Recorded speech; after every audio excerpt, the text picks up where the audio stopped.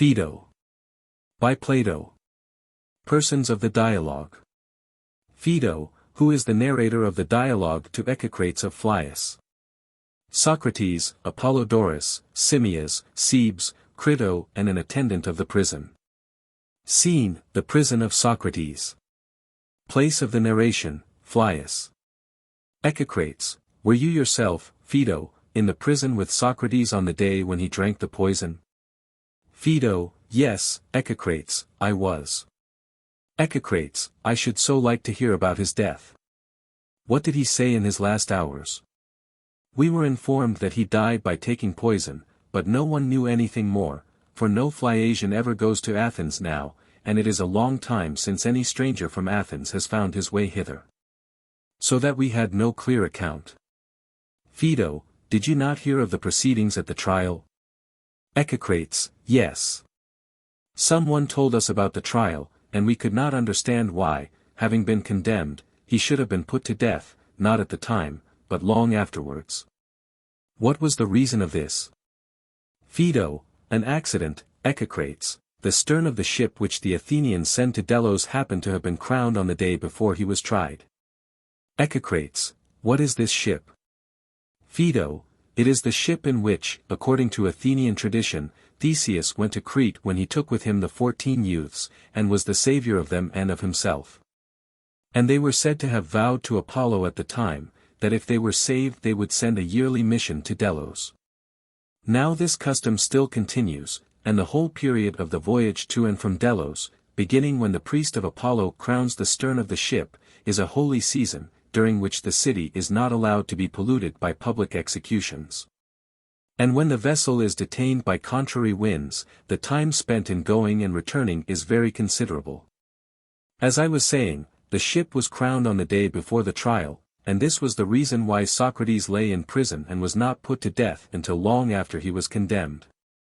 Echecrates, what was the manner of his death, PHAEDO? What was said or done? And which of his friends were with him? Or did the authorities forbid them to be present, so that he had no friends near him when he died? PHAEDO, no, there were several of them with him. Echecrates, if you have nothing to do, I wish that you would tell me what passed, as exactly as you can. PHAEDO, I have nothing at all to do, and will try to gratify your wish. To be reminded of Socrates is always the greatest delight to me, whether I speak myself or hear another speak of him. Echecrates, you will have listeners who are of the same mind with you, and I hope that you will be as exact as you can. PHAEDO, I had a singular feeling at being in his company. For I could hardly believe that I was present at the death of a friend, and therefore I did not pity him, Echecrates. He died so fearlessly, and his words and bearing were so noble and gracious, that to me he appeared blessed. I thought that in going to the other world he could not be without a divine call, and that he would be happy, if any man ever was, when he arrived there, and therefore I did not pity him as might have seemed natural at such an hour. But I had not the pleasure which I usually feel in philosophical discourse, for philosophy was the theme of which we spoke. I was pleased, but in the pleasure there was also a strange admixture of pain. For I reflected that he was soon to die, and this double feeling was shared by us all. We were laughing and weeping by turns, especially the excitable Apollodorus, you know the sort of man. Echecrates, yes. PHAEDO, he was quite beside himself. And I and all of us were greatly moved. Echecrates, who were present? PHAEDO, of native Athenians there were, besides Apollodorus, Critobulus and his father Crito, Hermogenes, Epigenes, Aeschines, and Tisthenes. Likewise Ctesippus of the Demi of Paeania, Menexenus, and some others. Plato, if I am not mistaken, was ill. Echecrates, were there any strangers? PHAEDO, yes, there were, Simmias the Theban, and Cebes, and Phaedons. Euclid and Terpsion, who came from Megara. Echecrates, and was Aristippus there, and Cleombrotus?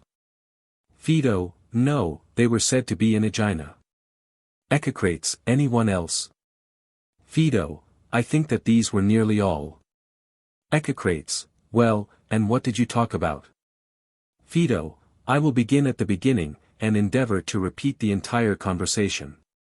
On the previous days we had been in the habit of assembling early in the morning at the court in which the trial took place, and which is not far from the prison. There we used to wait talking with one another until the opening of the doors, for they were not opened very early, then we went in and generally passed the day with Socrates. On the last morning we assembled sooner than usual, having heard on the day before when we quitted the prison in the evening that the sacred ship had come from Delos, and so we arranged to meet very early at the accustomed place. On our arrival the jailer who answered the door, instead of admitting us, came out and told us to stay until he called us. For the 11, he said, are now with Socrates. They are taking off his chains, and giving orders that he is to die today. He soon returned and said that we might come in. On entering we found Socrates just released from chains, and Xanthippe, whom you know, sitting by him, and holding his child in her arms. When she saw us she uttered a cry and said, as women will, O Socrates, this is the last time that either you will converse with your friends, or they with you. Socrates turned to Crito and said, Crito, let someone take her home. Some of Crito's people accordingly led her away, crying out and beating herself. And when she was gone, Socrates, sitting up on the couch, bent and rubbed his leg, saying, as he was rubbing, how singular is the thing called pleasure, and how curiously related to pain, which might be thought to be the opposite of it. For they are never present to a man at the same instant, and yet he who pursues either is generally compelled to take the other, their bodies are two, but they are joined by a single head. And I cannot help thinking that if Aesop had remembered them, he would have made a fable about God trying to reconcile their strife, and how, when he could not, he fastened their heads together. And this is the reason why when one comes the other follows, as I know by my own experience now, when after the pain in my leg which was caused by the chain pleasure appears to succeed. Upon this Cebes said, I am glad, Socrates, that you have mentioned the name of Aesop.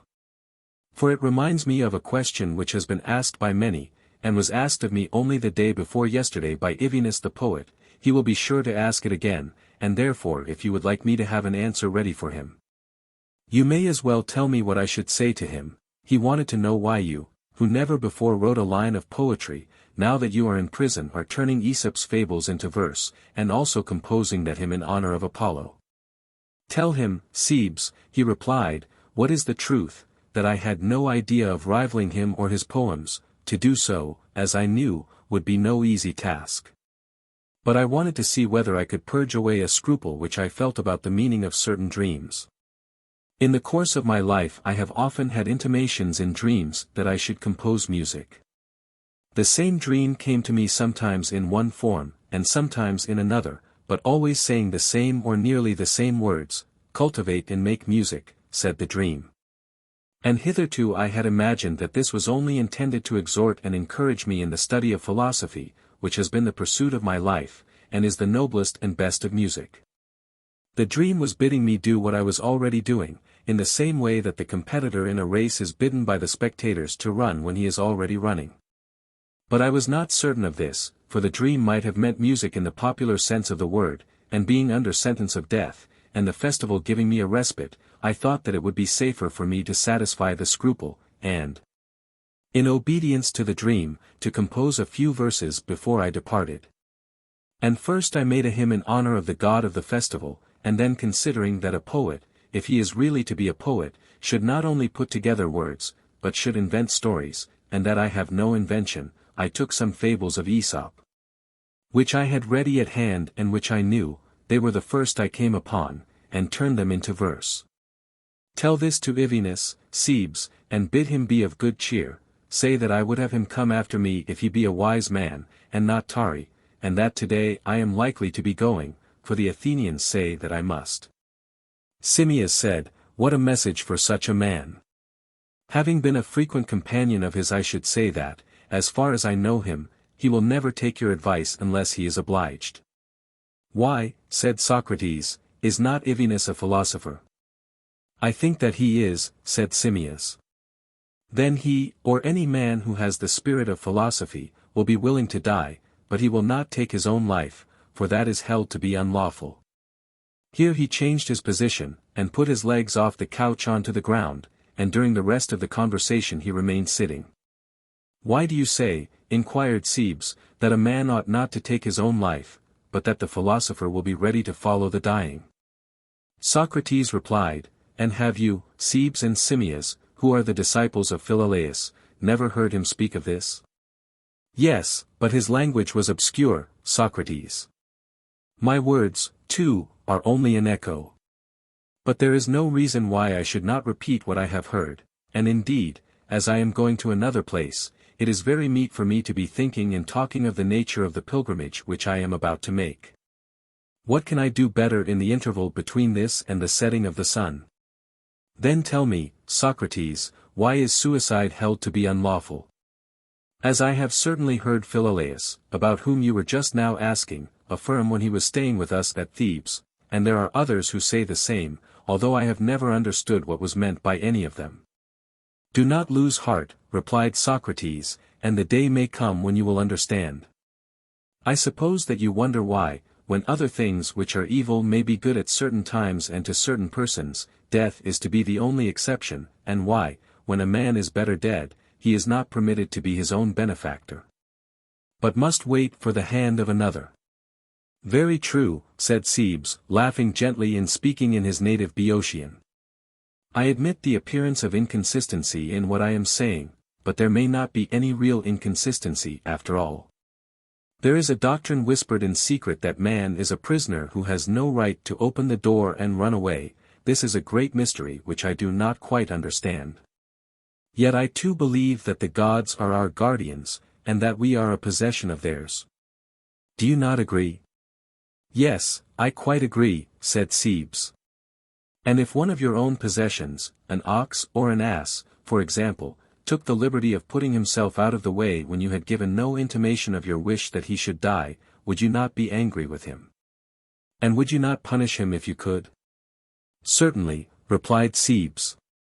Then, if we look at the matter thus, there may be reason in saying that a man should wait, and not take his own life until God summons him, as he is now summoning me. Yes, Socrates, said Cebes, there seems to be truth in what you say. And yet how can you reconcile this seemingly true belief that God is our guardian and we his possessions, with the willingness to die which we were just now attributing to the philosopher? That the wisest of men should be willing to leave a service in which they are ruled by the gods who are the best of rulers, is not reasonable. For surely no wise man thinks that when set at liberty he can take better care of himself than the gods take of him.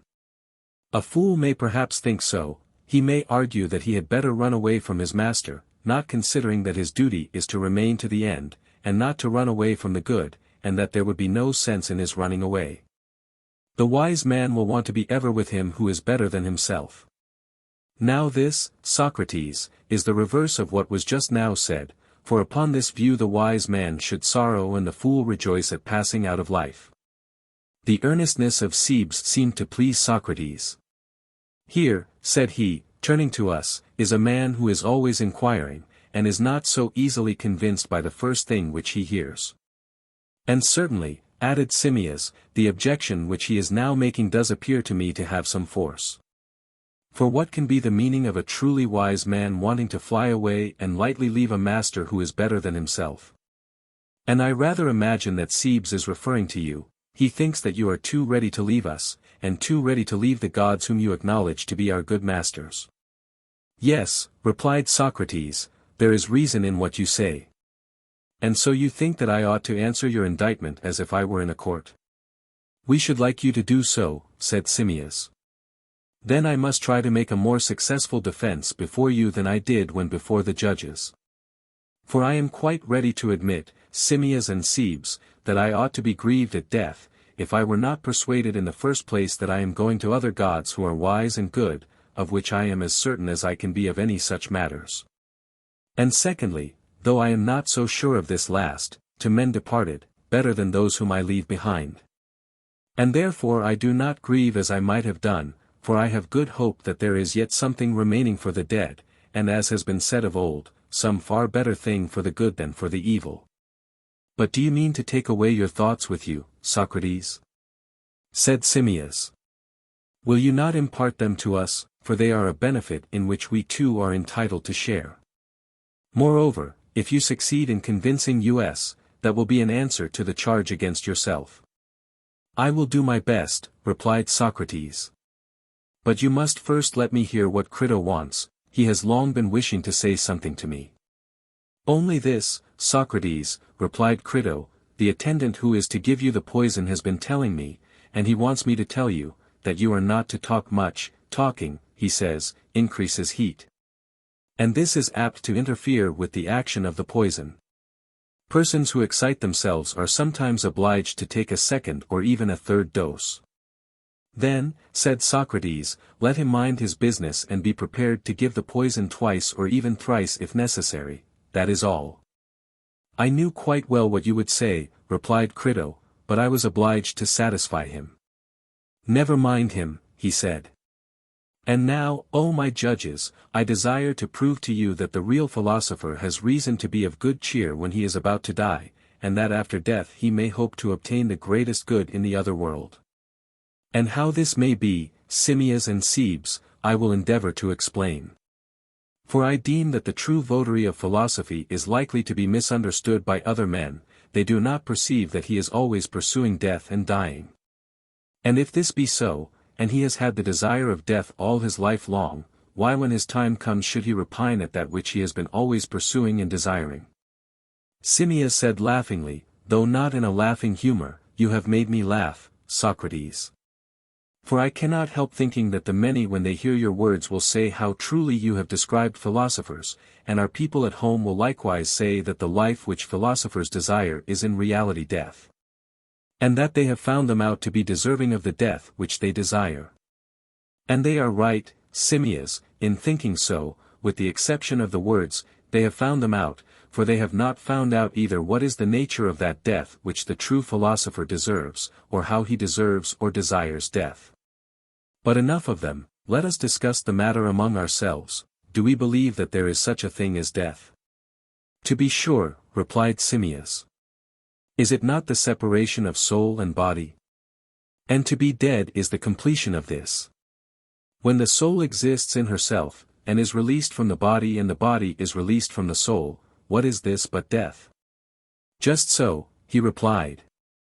There is another question, which will probably throw light on our present inquiry if you and I can agree about it. Ought the philosopher to care about the pleasures, if they are to be called pleasures, of eating and drinking? Certainly not, answered Simmias. And what about the pleasures of love, should he care for them? By no means.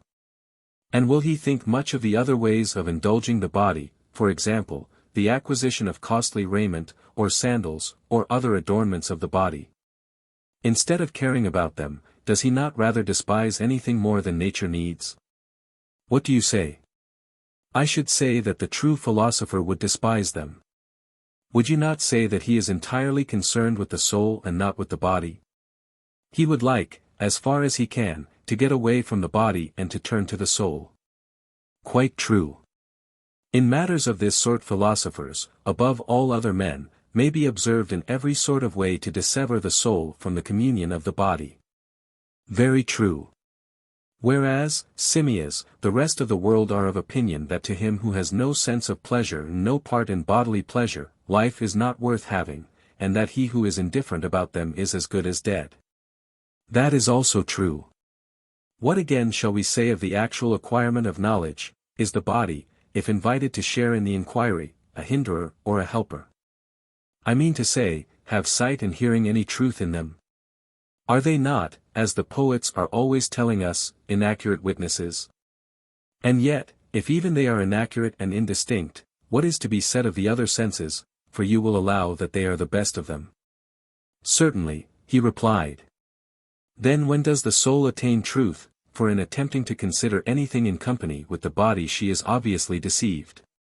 True. Then must not true existence be revealed to her in thought, if at all? Yes. And thought is best when the mind is gathered into herself and none of these things trouble her, neither sounds nor sights nor pain nor any pleasure, when she takes leave of the body, and has as little as possible to do with it. When she has no bodily sense or desire, but is aspiring after true being. Certainly. And in this the philosopher dishonors the body, his soul runs away from his body and desires to be alone and by herself. That is true. Well, but there is another thing, Simmias, is there or is there not an absolute justice? Assuredly there is. And an absolute beauty and absolute good? Of course. But did you ever behold any of them with your eyes? Certainly not. Or did you ever reach them with any other bodily sense?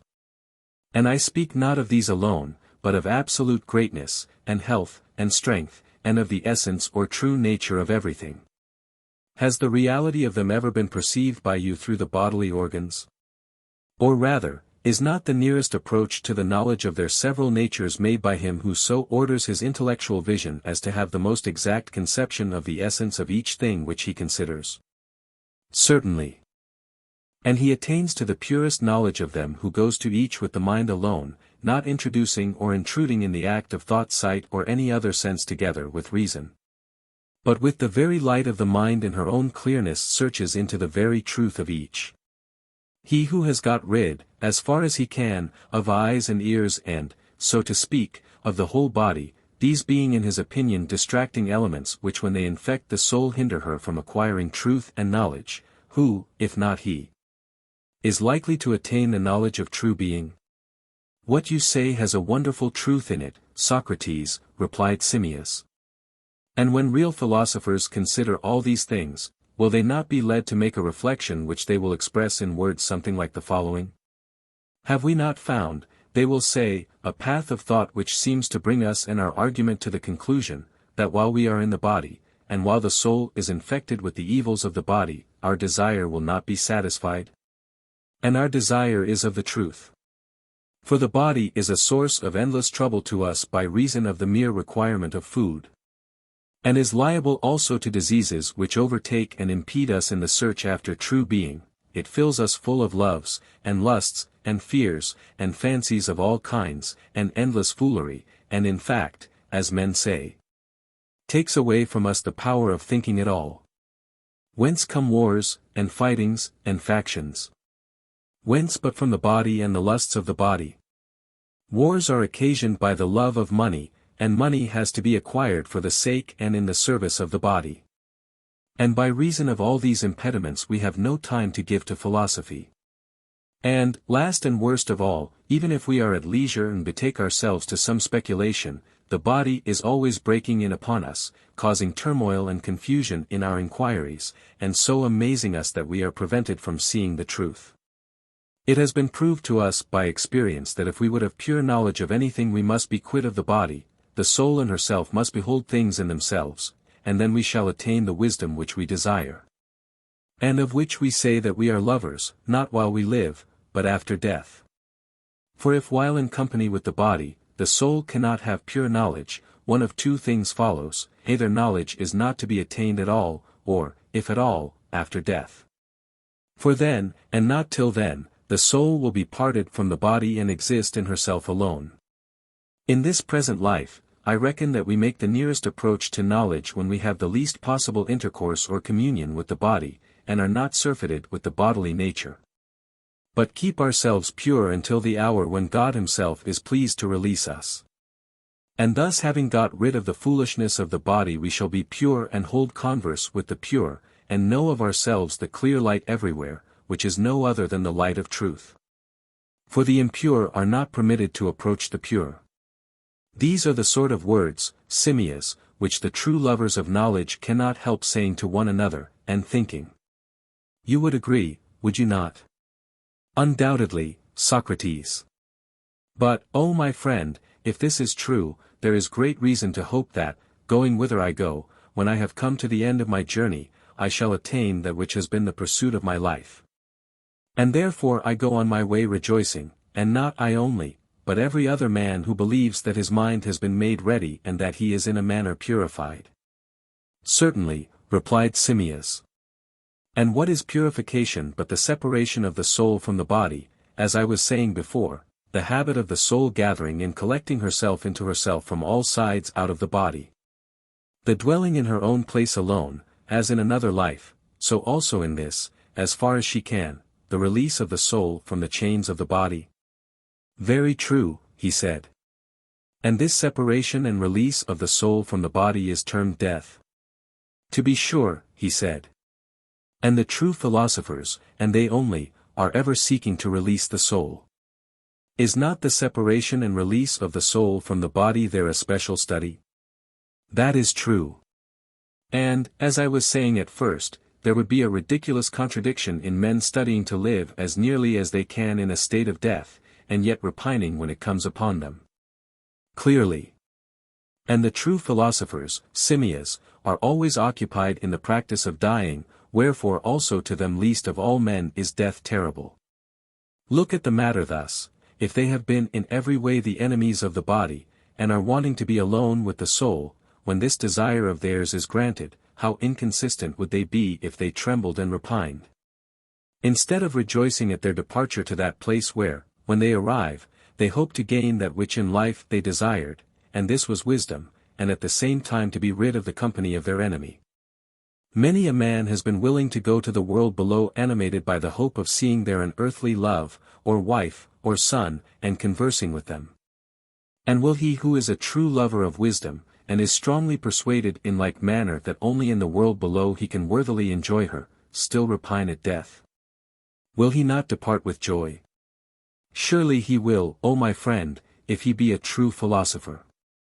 For he will have a firm conviction that there and there only, he can find wisdom in her purity. And if this be true, he would be very absurd, as I was saying, if he were afraid of death. He would, indeed, replied Simmias.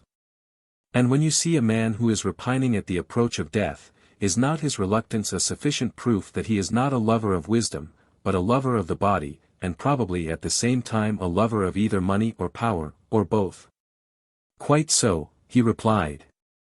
And is not courage, Simmias, a quality which is specially characteristic of the philosopher? Certainly. There is temperance again, which even by the vulgar is supposed to consist in the control and regulation of the passions, and in the sense of superiority to them. Is not temperance a virtue belonging to those only who despise the body, and who pass their lives in philosophy? Most assuredly. For the courage and temperance of other men, if you will consider them, are really a contradiction. How so? Well, he said, you are aware that death is regarded by men in general as a great evil. Very true, he said. And do not courageous men face death because they are afraid of yet greater evils? That is quite true. Then all but the philosophers are courageous only from fear, and because they are afraid. And yet that a man should be courageous from fear, and because he is a coward, is surely a strange thing. Very true. And are not the temperate exactly in the same case? They are temperate because they are intemperate, which might seem to be a contradiction, but is nevertheless the sort of thing which happens with this foolish temperance. For there are pleasures which they are afraid of losing. And in their desire to keep them, they abstain from some pleasures, because they are overcome by others. And although to be conquered by pleasure is called by men intemperance, to them the conquest of pleasure consists in being conquered by pleasure. And that is what I mean by saying that, in a sense, they are made temperate through intemperance. Such appears to be the case. Yet the exchange of one fear or pleasure or pain for another fear or pleasure or pain, and of the greater for the less, as if they were coins, is not the exchange of virtue. O my blessed Simmias, is there not one true coin for which all things ought to be exchanged, and that is wisdom, and only in exchange for this, and in company with this, is anything truly bought or sold, whether courage or temperance or justice? And is not all true virtue the companion of wisdom, no matter what fears or pleasures or other similar goods or evils may or may not attend her? But the virtue which is made up of these goods, when they are severed from wisdom and exchanged with one another, is a shadow of virtue only, nor is there any freedom or health or truth in her. But in the true exchange there is a purging away of all these things, and temperance, and justice, and courage, and wisdom herself are the purgation of them. The founders of the mysteries would appear to have had a real meaning, and were not talking nonsense when they intimated in a figure long ago that he who passes unsanctified and uninitiated into the world below will lie in a slough. But that he who arrives there after initiation and purification will dwell with the gods. For to many, as they say in the mysteries, are the thyrsus-bearers, but few are the mystics, meaning, as I interpret the words, the true philosophers. In the number of whom, during my whole life, I have been seeking, according to my ability, to find a place. Whether I have sought in a right way or not, and whether I have succeeded or not, I shall truly know in a little while, if God will, when I myself arrive in the other world, such is my belief. And therefore I maintain that I am right, Simmias and Cebes, in not grieving or repining at parting from you and my masters in this world, for I believe that I shall equally find good masters and friends in another world. But most men do not believe this saying. If then I succeed in convincing you by my defense better than I did the Athenian judges, it will be well. Cebes answered, I agree, Socrates, in the greater part of what you say. But in what concerns the soul, men are apt to be incredulous. They fear that when she has left the body her place may be nowhere, and that on the very day of death she may perish and come to an end, immediately on her release from the body. Issuing forth dispersed like smoke or air and in her flight vanishing away into nothingness. If she could only be collected into herself after she has obtained release from the evils of which you are speaking, there would be good reason to hope, Socrates, that what you say is true. But surely it requires a great deal of argument and many proofs to show that when the man is dead his soul yet exists, and has any force or intelligence. True, Cebes, said Socrates. And shall I suggest that we converse a little of the probabilities of these things? I am sure, said Cebes, that I should greatly like to know your opinion about them. I reckon, said Socrates, that no one who heard me now, not even if he were one of my old enemies, the comic poets, could accuse me of idle talking about matters in which I have no concern. If you please, then, we will proceed with the inquiry. Suppose we consider the question whether the souls of men after death are or are not in the world below. There comes into my mind an ancient doctrine which affirms that they go from hence into the other world, and returning hither, are born again from the dead. Now if it be true that the living come from the dead, then our souls must exist in the other world, for if not, how could they have been born again? And this would be conclusive, if there were any real evidence that the living are only born from the dead, but if this is not so, then other arguments will have to be adduced. Very true, replied Cebes. Then let us consider the whole question, not in relation to man only, but in relation to animals generally, and to plants, and to everything of which there is generation, and the proof will be easier. Are not all things which have opposites generated out of their opposites? I mean such things as good and evil, just and unjust, and there are innumerable other opposites which are generated out of opposites.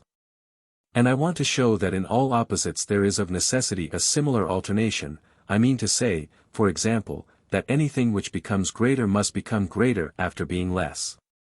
True. And that which becomes less must have been once greater and then have become less. Yes. And the weaker is generated from the stronger, and the swifter from the slower. Very true. And the worse is from the better, and the more just is from the more unjust. Of course. And is this true of all opposites? And are we convinced that all of them are generated out of opposites? Yes. And in this universal opposition of all things, are there not also two intermediate processes which are ever going on, from one to the other opposite, and back again? Where there is a greater and a less there is also an intermediate process of increase and diminution, and that which grows is said to wax, and that which decays to wane. Yes, he said. And there are many other processes, such as division and composition, cooling and heating, which equally involve a passage into and out of one another. And this necessarily holds of all opposites, even though not always expressed in words, they are really generated out of one another, and there is a passing or process from one to the other of them. Very true, he replied. Well, and is there not an opposite of life, as sleep is the opposite of waking? True, he said. And what is it? Death, he answered. And these, if they are opposites, are generated the one from the other, and have their two intermediate processes also? Of course. Now, said Socrates, I will analyze one of the two pairs of opposites which I have mentioned to you, and also its intermediate processes, and you shall analyze the other to me. One of them I term sleep, the other waking. The state of sleep is opposed to the state of waking, and out of sleeping waking is generated, and out of waking, sleeping, and the process of generation is in the one case falling asleep, and in the other waking up. Do you agree? I entirely agree. Then, suppose that you analyze life and death to me in the same manner. Is not death opposed to life? Yes. And they are generated one from the other? Yes. What is generated from the living? The dead. And what from the dead? I can only say in answer, the living. Then the living, whether things or persons, Cebes, are generated from the dead. That is clear, he replied. Then the inference is that our souls exist in the world below. That is true. And one of the two processes or generations is visible, for surely the act of dying is visible. Surely, he said. What then is to be the result? Shall we exclude the opposite process? And shall we suppose nature to walk on one leg only? Must we not rather assign to death some corresponding process of generation? Certainly, he replied. And what is that process? Return to life. And return to life, if there be such a thing, is the birth of the dead into the world of the living? Quite true. Then here is a new way by which we arrive at the conclusion that the living come from the dead, just as the dead come from the living. And this, if true, affords a most certain proof that the souls of the dead exist in some place out of which they come again. Yes, Socrates, he said, the conclusion seems to flow necessarily out of our previous admissions. And that these admissions were not unfair, Cebes, he said, may be shown, I think, as follows: if generation were in a straight line only, and there were no compensation or circle in nature, no turn or return of elements into their opposites. Then you know that all things would at last have the same form and pass into the same state, and there would be no more generation of them. What do you mean? He said. A simple thing enough, which I will illustrate by the case of sleep, he replied. You know that if there were no alternation of sleeping and waking, the tale of the sleeping Endymion would in the end have no meaning, because all other things would be asleep, too, and he would not be distinguishable from the rest. Or if there were composition only, and no division of substances, then the chaos of Anaxagoras would come again.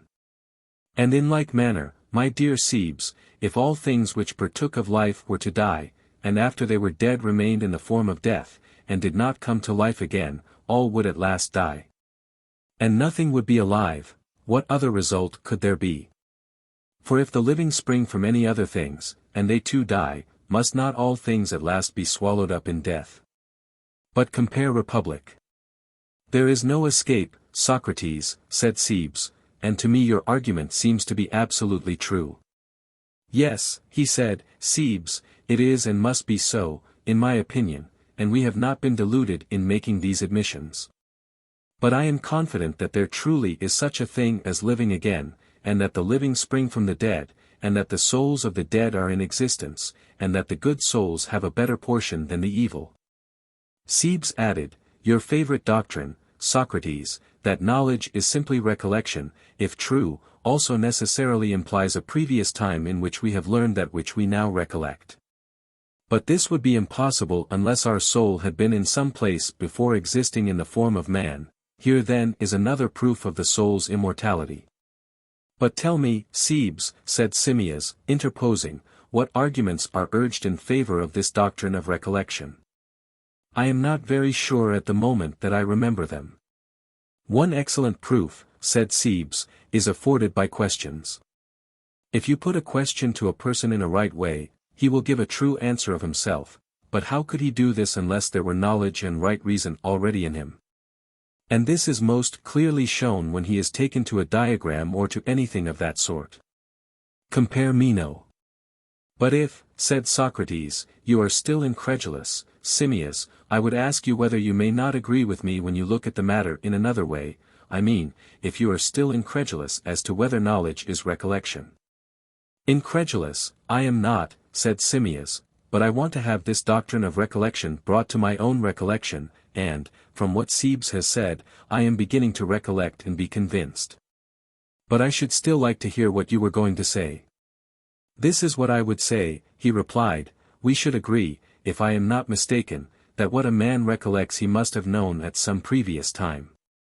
Very true. And what is the nature of this knowledge or recollection? I mean to ask, whether a person who, having seen or heard or in any way perceived anything, knows not only that, but has a conception of something else which is the subject, not of the same but of some other kind of knowledge, may not be fairly said to recollect that of which he has the conception. What do you mean? I mean what I may illustrate by the following instance. The knowledge of a liar is not the same as the knowledge of a man. True. And yet what is the feeling of lovers when they recognize a lyre, or a garment, or anything else which the beloved has been in the habit of using?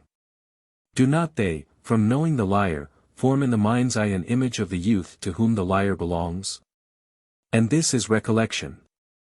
In like manner anyone who sees Simmias may remember Cebes, and there are endless examples of the same thing.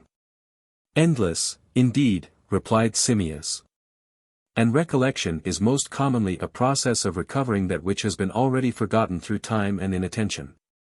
Very true, he said. Well. And may you not also from seeing the picture of a horse or a lyre remember a man? And from the picture of Simmias, you may be led to remember Cebes. True. Or you may also be led to the recollection of Simmias himself. Quite so. And in all these cases, the recollection may be derived from things either like or unlike. It may be.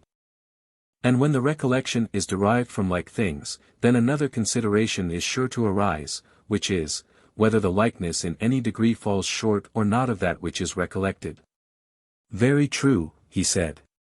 And shall we proceed a step further, and affirm that there is such a thing as equality, not of one piece of wood or stone with another, but that, over and above this, there is absolute equality? Shall we say so? Say so, yes, replied Simmias, and swear to it, with all the confidence in life.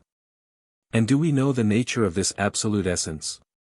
To be sure, he said. And whence did we obtain our knowledge?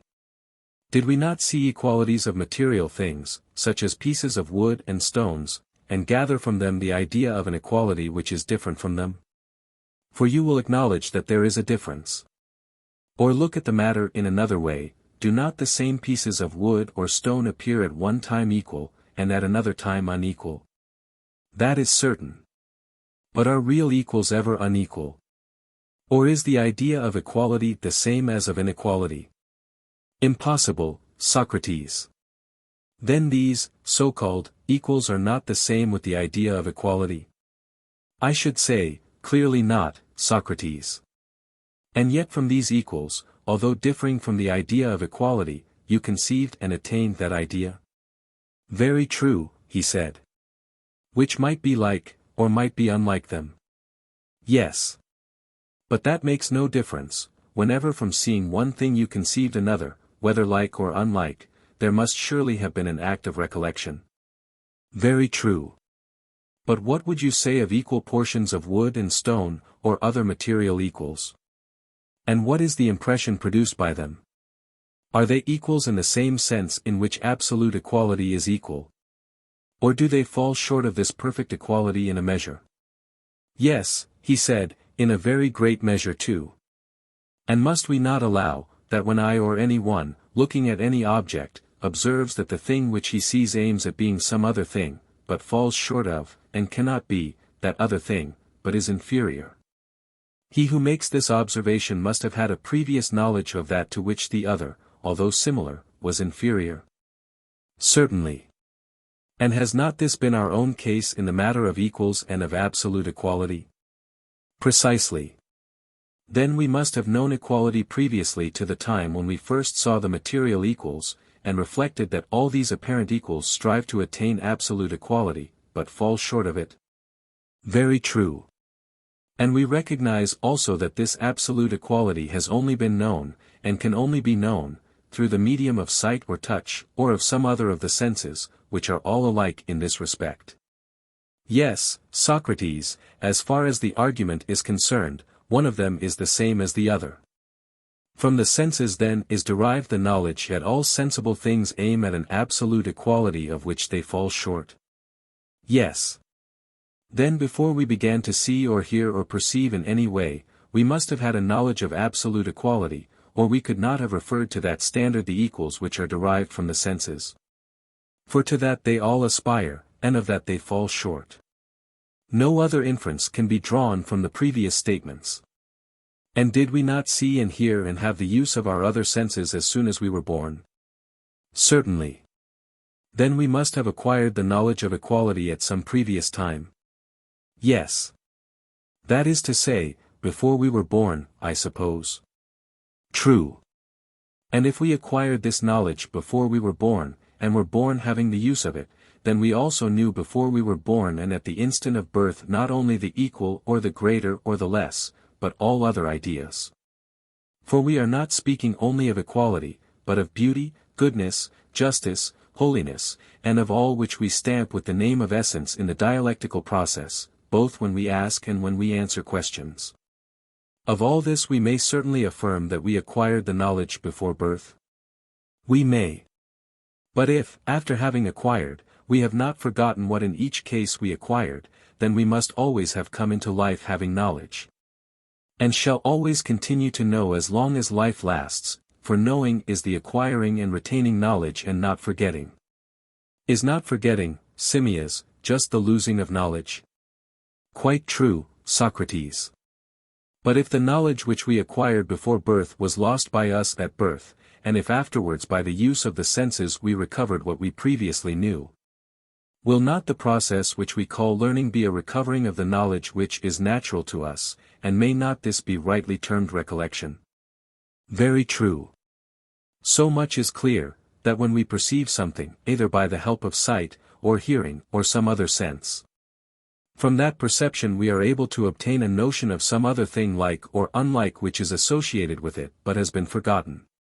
Whence, as I was saying, one of two alternatives follows: either we had this knowledge at birth, and continued to know through life, or, after birth, those who are said to learn only remember, and learning is simply recollection. Yes, that is quite true, Socrates.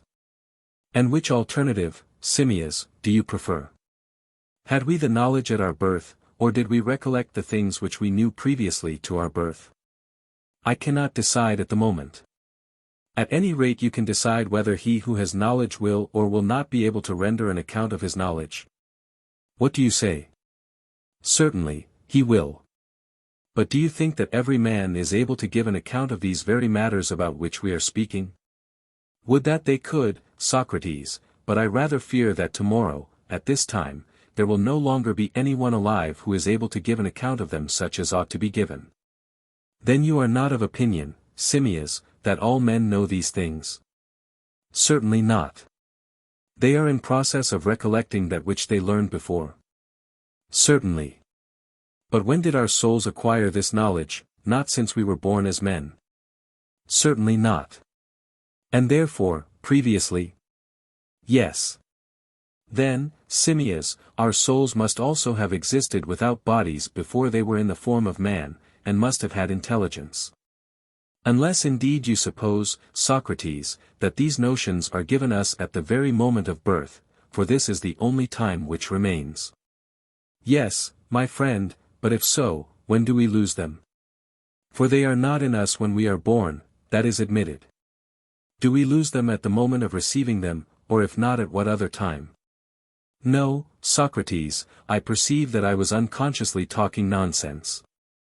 Then may we not say, Simmias, that if, as we are always repeating, there is an absolute beauty, and goodness, and an absolute essence of all things, and if to this, which is now discovered to have existed in our former state, we refer all our sensations, and with this compare them, finding these ideas to be pre-existent and our inborn possession, then our souls must have had a prior existence. But if not, there would be no force in the argument. There is the same proof that these ideas must have existed before we were born, as that our souls existed before we were born, and if not the ideas, then not the souls. Yes, Socrates. I am convinced that there is precisely the same necessity for the one as for the other. And the argument retreats successfully to the position that the existence of the soul before birth cannot be separated from the existence of the essence of which you speak. For there is nothing which to my mind is so patent as that beauty, goodness, and the other notions of which you were just now speaking, have a most real and absolute existence, and I am satisfied with the proof. Well, but is Cebes equally satisfied? For I must convince him too. I think, said Simmias, that Cebes is satisfied, although he is the most incredulous of mortals, yet I believe that he is sufficiently convinced of the existence of the soul before birth. But that after death the soul will continue to exist is not yet proven even to my own satisfaction. I cannot get rid of the feeling of the many to which Cebes was referring, the feeling that when the man dies the soul will be dispersed, and that this may be the extinction of her. For admitting that she may have been born elsewhere, and framed out of other elements, and was in existence before entering the human body, why after having entered in and gone out again may she not herself be destroyed and come to an end? Very true, Simmias, said Cebes, about half of what was required has been proven. To wit, that our souls existed before we were born, that the soul will exist after death as well as before birth is the other half of which the proof is still wanting, and has to be supplied. When that is given the demonstration will be complete. But that proof, Simmias and Cebes, has been already given, said Socrates. If you put the two arguments together, I mean this and the former one, in which we admitted that everything living is born of the dead. For if the soul exists before birth, and in coming to life and being born can be born only from death and dying, must she not after death continue to exist, since she has to be born again? Surely the proof which you desire has been already furnished. Still I suspect that you and Simmias would be glad to probe the argument further. Like children, you are haunted with a fear that when the soul leaves the body, the wind may really blow her away and scatter her, especially if a man should happen to die in a great storm and not when the sky is calm. Cebes answered with a smile, then, Socrates, you must argue us out of our fears, and yet, strictly speaking, they are not our fears, but there is a child within us to whom death is a sort of hobgoblin. Him too we must persuade not to be afraid when he is alone in the dark. Socrates said, let the voice of the charmer be applied daily until you have charmed away the fear. And where shall we find a good charmer of our fears, Socrates, when you are gone? Hellas, he replied, is a large place, Cebes, and has many good men, and there are barbarous races not a few. Seek for him among them all, far and wide, sparing neither pains nor money, for there is no better way of spending your money. And you must seek among yourselves too, for you will not find others better able to make the search. The search, replied Cebes, shall certainly be made. And now, if you please, let us return to the point of the argument at which we digressed. By all means, replied Socrates, what else should I please? Very good. Must we not, said Socrates, ask ourselves what that is which, as we imagine, is liable to be scattered, and about which we fear? And what again is that about which we have no fear? And then we may proceed further to inquire whether that which suffers dispersion is or is not of the nature of soul. Our hopes and fears as to our own souls will turn upon the answers to these questions. Very true, he said. Now the compound or composite may be supposed to be naturally capable, as of being compounded, so also of being dissolved, but that which is uncompounded, and that only, must be, if anything is, indissoluble. Yes, I should imagine so, said Cebes. And the uncompounded may be assumed to be the same and unchanging, whereas the compound is always changing and never the same. I agree, he said. Then now let us return to the previous discussion. Is that idea or essence, which in the dialectical process we define as essence or true existence, whether essence of equality, beauty, or anything else, are these essences, I say, liable at times to some degree of change? Or are they each of them always what they are, having the same simple self-existent and unchanging forms, not admitting of variation at all, or in any way, or at any time. They must be always the same, Socrates, replied Cebes. And what would you say of the many beautiful, whether men or horses or garments or any other things which are named by the same names and may be called equal or beautiful, are they all unchanging and the same always, or quite the reverse? May they not rather be described as almost always changing and hardly ever the same either with themselves or with one another? The latter, replied Cebes, they are always in a state of change. And these you can touch and see and perceive with the senses, but the unchanging things you can only perceive with the mind, they are invisible and are not seen. That is very true, he said. Well, then, added Socrates, let us suppose that there are two sorts of existences, one seen, the other unseen. Let us suppose them. The seen is the changing, and the unseen is the unchanging. That may be also supposed. And, further, is not one part of us body, another part soul? To be sure. And to which class is the body more alike and akin? Clearly to the seen, no one can doubt that. And is the soul seen or not seen? Not by man, Socrates. And what we mean by seen and not seen is that which is or is not visible to the eye of man. Yes, to the eye of man. And is the soul seen or not seen? Not seen. Unseen then? Yes. Then the soul is more like to the unseen, and the body to the seen. That follows necessarily, Socrates. And were we not saying long ago that the soul when using the body as an instrument of perception, that is to say, when using the sense of sight or hearing or some other sense, for the meaning of perceiving through the body is perceiving through the senses, were we not saying that the soul too is then dragged by the body into the region of the changeable? And wanders and is confused. The world spins round her, and she is like a drunkard, when she touches change. Very true. But when returning into herself she reflects, then she passes into the other world, the region of purity, and eternity, and immortality, and unchangeableness, which are her kindred, and with them she ever lives. When she is by herself and is not let or hindered. Then she ceases from her erring ways, and being in communion with the unchanging is unchanging. And this state of the soul is called wisdom. That is well and truly said, Socrates, he replied. And to which class is the soul more nearly alike and akin, as far as may be inferred from this argument, as well as from the preceding one? I think, Socrates, that, in the opinion of every one who follows the argument, the soul will be infinitely more like the unchangeable, even the most stupid person will not deny that. And the body is more like the changing? Yes. Yet once more consider the matter in another light, when the soul and the body are united, then nature orders the soul to rule and govern, and the body to obey and serve. Now which of these two functions is akin to the divine? And which to the mortal? Does not the divine appear to you to be that which naturally orders and rules, and the mortal to be that which is subject and servant?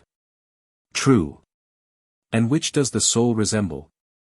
The soul resembles the divine, and the body the mortal, there can be no doubt of that, Socrates.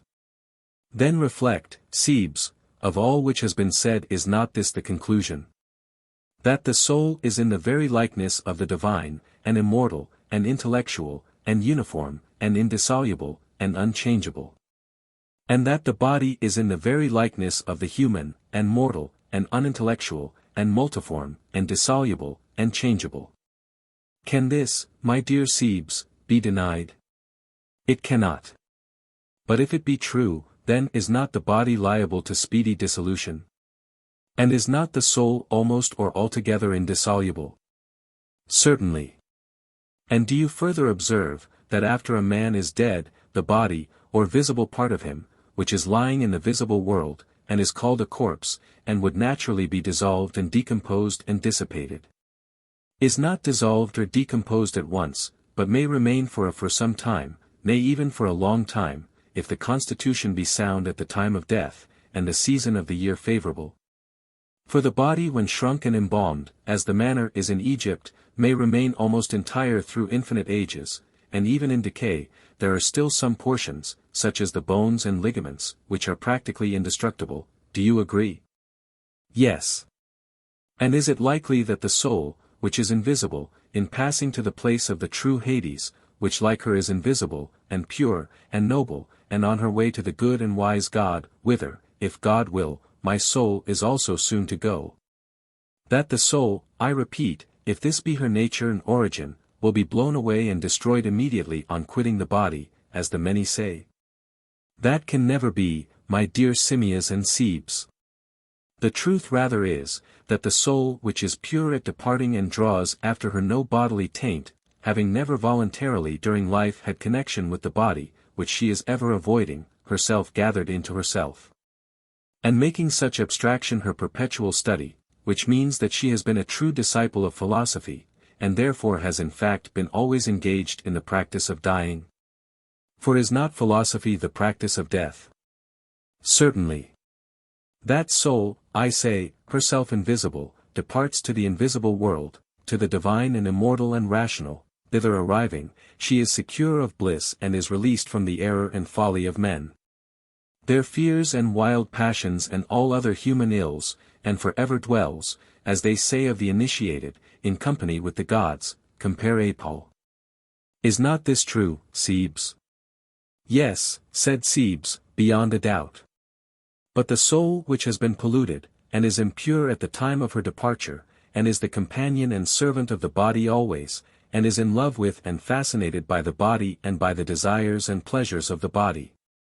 Until she is led to believe that the truth only exists in a bodily form, which a man may touch and see and taste, and use for the purposes of his lusts, the soul, I mean, accustomed to hate and fear and avoid the intellectual principle, which to the bodily eye is dark and invisible, and can be attained only by philosophy. Do you suppose that such a soul will depart pure and unalloyed? Impossible, he replied.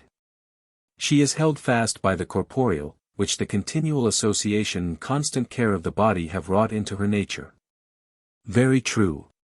And this corporeal element, my friend, is heavy and weighty and earthy, and is that element of sight by which a soul is depressed and dragged down again into the visible world. Because she is afraid of the invisible and of the world below, prowling about tombs and sepulchres, near which, as they tell us, are seen certain ghostly apparitions of souls which have not departed pure, but are cloyed with sight and therefore visible. Compare Milton, Comus. But when lust, by unchaste looks, loose gestures, and foul talk, but most by lewd and lavish act of sin, lets in defilement to the inward parts, the soul grows clotted by contagion, embodies, and imbrutes, till she quite lose the divine property of her first being. Such are those thick and gloomy shadows damp, oft seen in charnel vaults and sepulchres, lingering, and sitting by a new-made grave, as loath to leave the body that it loved, and linked itself by carnal sensuality to a degenerate and degraded state. That is very likely, Socrates. Yes, that is very likely, Cebes, and these must be the souls, not of the good, but of the evil, which are compelled to wander about such places in payment of the penalty of their former evil way of life. And they continue to wander until through the craving after the corporeal which never leaves them, they are imprisoned finally in another body. And they may be supposed to find their prisons in the same natures which they have had in their former lives. What natures do you mean, Socrates? What I mean is that men who have followed after gluttony, and wantonness, and drunkenness, and have had no thought of avoiding them, would pass into asses and animals of that sort. What do you think? I think such an opinion to be exceedingly probable. And those who have chosen the portion of injustice, and tyranny, and violence, will pass into wolves, or into hawks and kites, whither else can we suppose them to go? Yes, said Cebes. With such natures, beyond question. And there is no difficulty, he said, in assigning to all of them places answering to their several natures and propensities. There is not, he said. Some are happier than others. And the happiest both in themselves and in the place to which they go are those who have practiced the civil and social virtues which are called temperance and justice, and are acquired by habit and attention without philosophy and mind. Compare Republic. Why are they the happiest? Because they may be expected to pass into some gentle and social kind which is like their own, such as bees or wasps or ants, or back again into the form of man, and just and moderate men may be supposed to spring from them. Very likely. No one who has not studied philosophy and who is not entirely pure at the time of his departure is allowed to enter the company of the gods, but the lover of knowledge only. And this is the reason, Simmias and Cebes, why the true votaries of philosophy abstain from all fleshly lusts, and hold out against them and refuse to give themselves up to them, not because they fear poverty or the ruin of their families. Like the lovers of money, and the world in general. Nor like the lovers of power and honor, because they dread the dishonor or disgrace of evil deeds. No, Socrates, that would not become them, said Cebes. No indeed, he replied. And therefore they who have any care of their own souls, and do not merely live molding and fashioning the body, say farewell to all this. They will not walk in the ways of the blind, and when philosophy offers them purification and release from evil, they feel that they ought not to resist her influence, and whither she leads they turn and follow. What do you mean, Socrates? I will tell you, he said. The lovers of knowledge are conscious that the soul was simply fastened and glued to the body. Until philosophy received her, she could only view real existence through the bars of a prison, not in and through herself. She was wallowing in the mire of every sort of ignorance, and by reason of lust had become the principal accomplice in her own captivity. This was her original state. And then, as I was saying, and as the lovers of knowledge are well aware, philosophy, seeing how terrible was her confinement, of which she was to herself the cause, received and gently comforted her and sought to release her. Pointing out that the eye and the ear and the other senses are full of deception, and persuading her to retire from them, and abstain from all but the necessary use of them, and be gathered up and collected into herself. Bidding her trust in herself and her own pure apprehension of pure existence, and to mistrust whatever comes to her through other channels and is subject to variation. For such things are visible and tangible, but what she sees in her own nature is intelligible and invisible. And the soul of the true philosopher thinks that she ought not to resist this deliverance, and therefore abstains from pleasures and desires and pains and fears, as far as she is able. Reflecting that when a man has great joys or sorrows or fears or desires, he suffers from them, not merely the sort of evil which might be anticipated, as for example, the loss of his health or property which he has sacrificed to his lusts, but an evil greater far, which is the greatest and worst of all evils, and one of which he never thinks. What is it, Socrates? Said Cebes. The evil is that when the feeling of pleasure or pain is most intense, every soul of man imagines the objects of this intense feeling to be then plainest and truest, but this is not so, they are really the things of sight. Very true. And is not this the state in which the soul is most enthralled by the body? How so?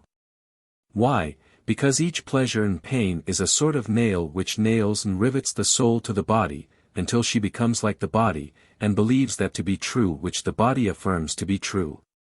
And from agreeing with the body and having the same delights she is obliged to have the same habits and haunts, and is not likely ever to be pure at her departure to the world below, but is always infected by the body.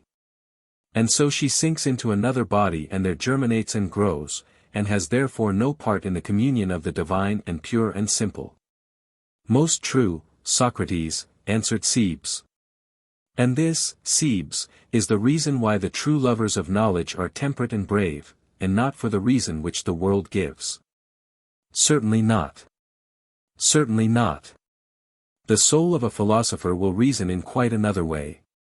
She will not ask philosophy to release her in order that when released she may deliver herself up again to the thraldom of pleasures and pains, doing a work only to be undone again, weaving instead of unweaving her Penelope's web. But she will calm passion, and follow reason, and dwell in the contemplation of her, beholding the true and divine, which is not matter of opinion, and thence deriving nourishment.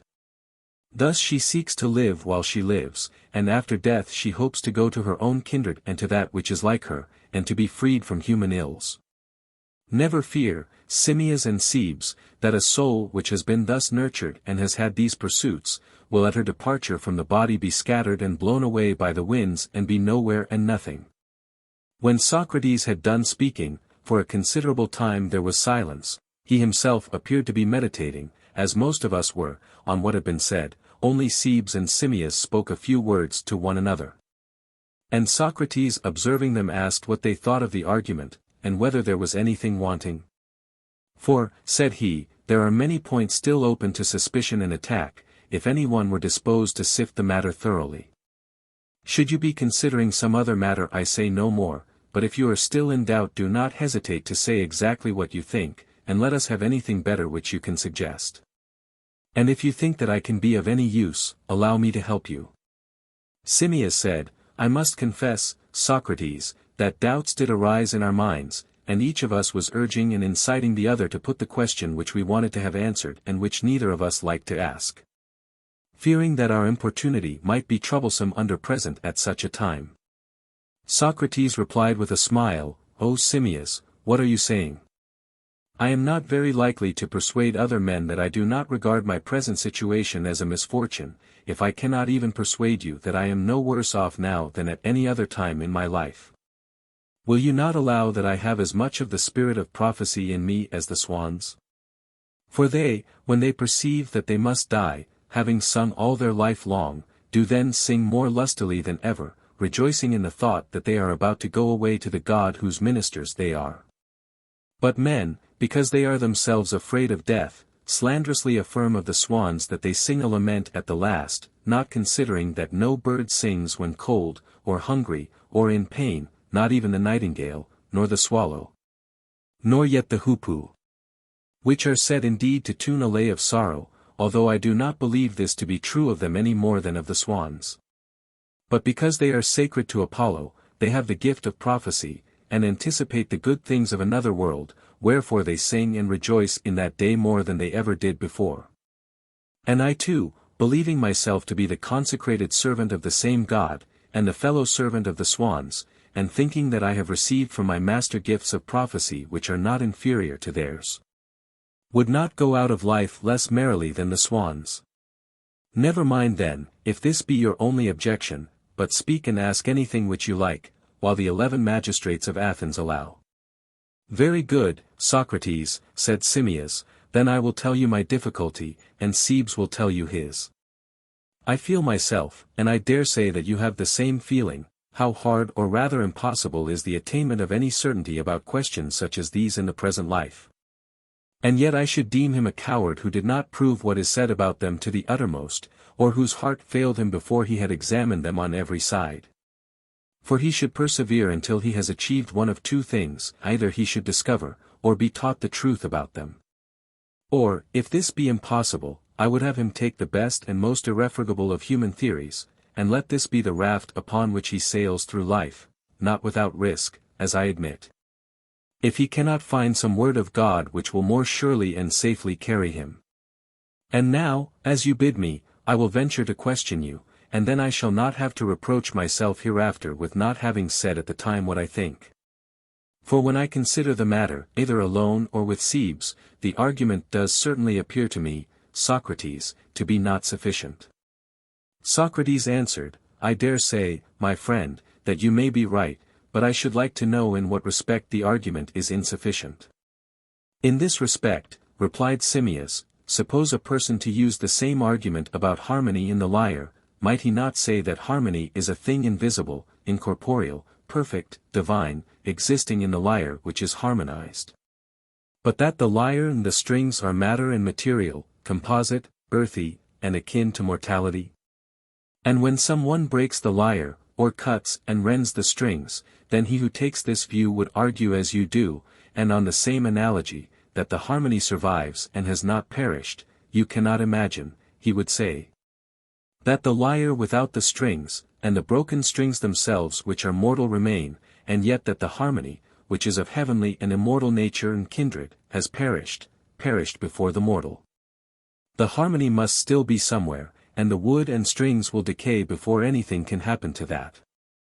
The thought, Socrates, must have occurred to your own mind that such is our conception of the soul.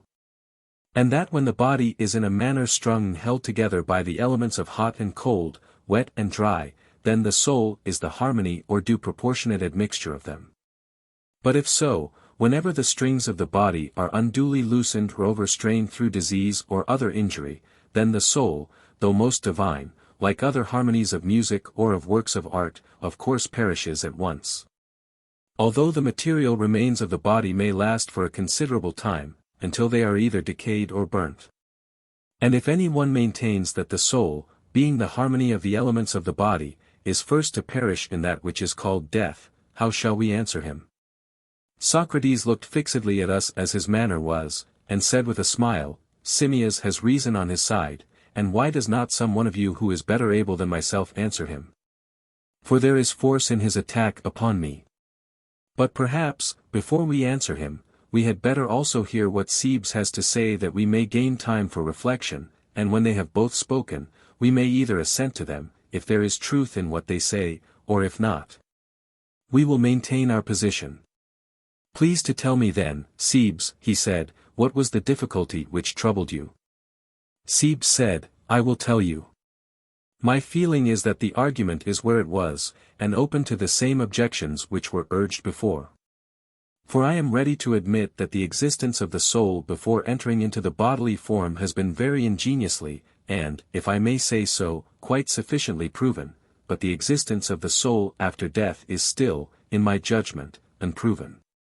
Now my objection is not the same as that of Simmias, for I am not disposed to deny that the soul is stronger and more lasting than the body, being of opinion that in all such respects the soul very far excels the body. Well, then, says the argument to me, why do you remain unconvinced, when you see that the weaker continues in existence after the man is dead, will you not admit that the more lasting must also survive during the same period of time? Now I will ask you to consider whether the objection, which, like Simmias, I will express in a figure, is of any weight. The analogy which I will adduce is that of an old weaver, who dies, and after his death somebody says, he is not dead, he must be alive, see, there is the coat which he himself wove and wore, and which remains whole and undecayed. And then he proceeds to ask of someone who is incredulous, whether a man lasts longer, or the coat which is in use and wear. And when he has answered that a man lasts far longer, thinks that he has thus certainly demonstrated the survival of the man, who is the more lasting, because the less lasting remains. But that, Simmias, as I would beg you to remark, is a mistake. Any one can see that he who talks thus is talking nonsense. For the truth is, that the weaver aforesaid, having woven and worn many such coats, outlived several of them, and was outlived by the last. But a man is not therefore proved to be slighter and weaker than a coat. Now the relation of the body to the soul may be expressed in a similar figure. And any one may very fairly say in like manner that the soul is lasting, and the body weak and short-lived in comparison. He may argue in like manner that every soul wears out many bodies, especially if a man live many years. While he is alive the body deliquesces and decays, and the soul always weaves another garment and repairs the waste. But of course, whenever the soul perishes, she must have on her last garment, and this will survive her. And then at length, when the soul is dead, the body will show its native weakness, and quickly decompose and pass away. I would therefore rather not rely on the argument from superior strength to prove the continued existence of the soul after death. For granting even more than you affirm to be possible, and acknowledging not only that the soul existed before birth, but also that the souls of some exist, and will continue to exist after death, and will be born and die again and again.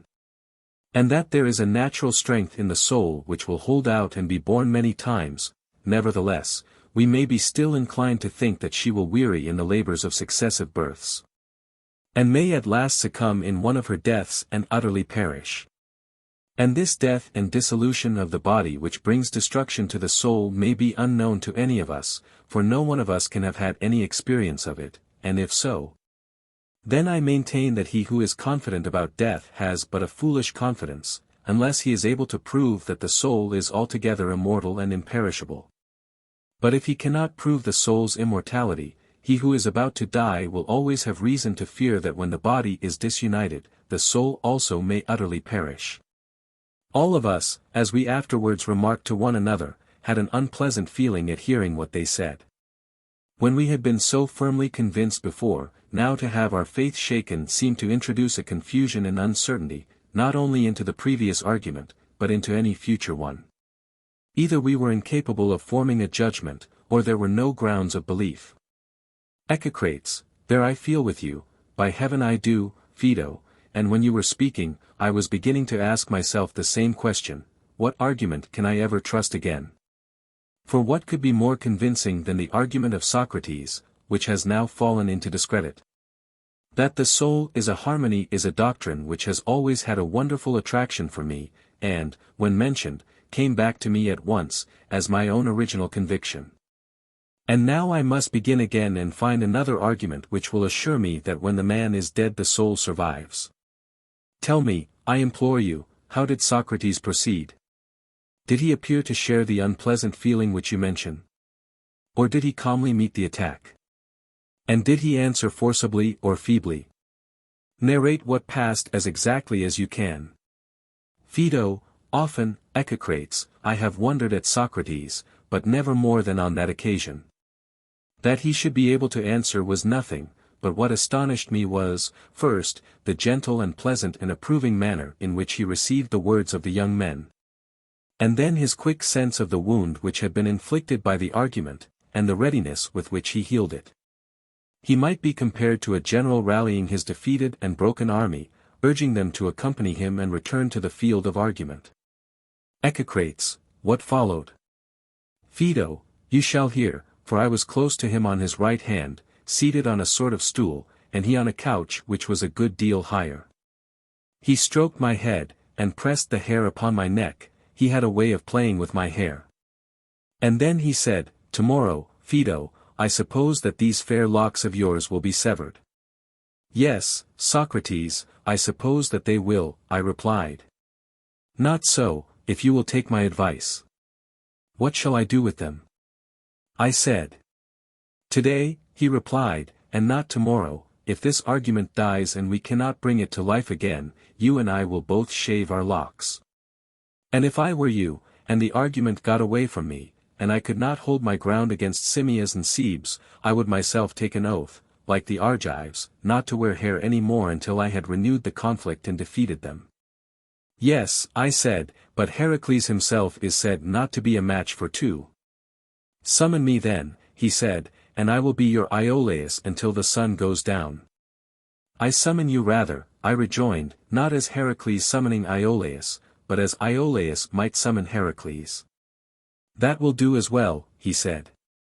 But first let us take care that we avoid a danger.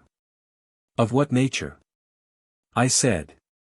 Lest we become misologists, he replied, no worse thing can happen to a man than this. For as there are misanthropists or haters of men, there are also misologists or haters of ideas, and both spring from the same cause, which is ignorance of the world. Misanthropy arises out of the too great confidence of inexperience. You trust a man and think him altogether true and sound and faithful, and then in a little while he turns out to be false and knavish. And then another, and when this has happened several times to a man, especially when it happens among those whom he deems to be his own most trusted and familiar friends, and he has often quarreled with them, he at last hates all men. And believes that no one has any good in him at all. You must have observed this trait of character. I have. And is not the feeling discreditable? Is it not obvious that such an one having to deal with other men, was clearly without any experience of human nature? For experience would have taught him the true state of the case, that few are the good and few the evil, and that the great majority are in the interval between them. What do you mean? I said. I mean, he replied, as you might say of the very large and very small, that nothing is more uncommon than a very large or very small man.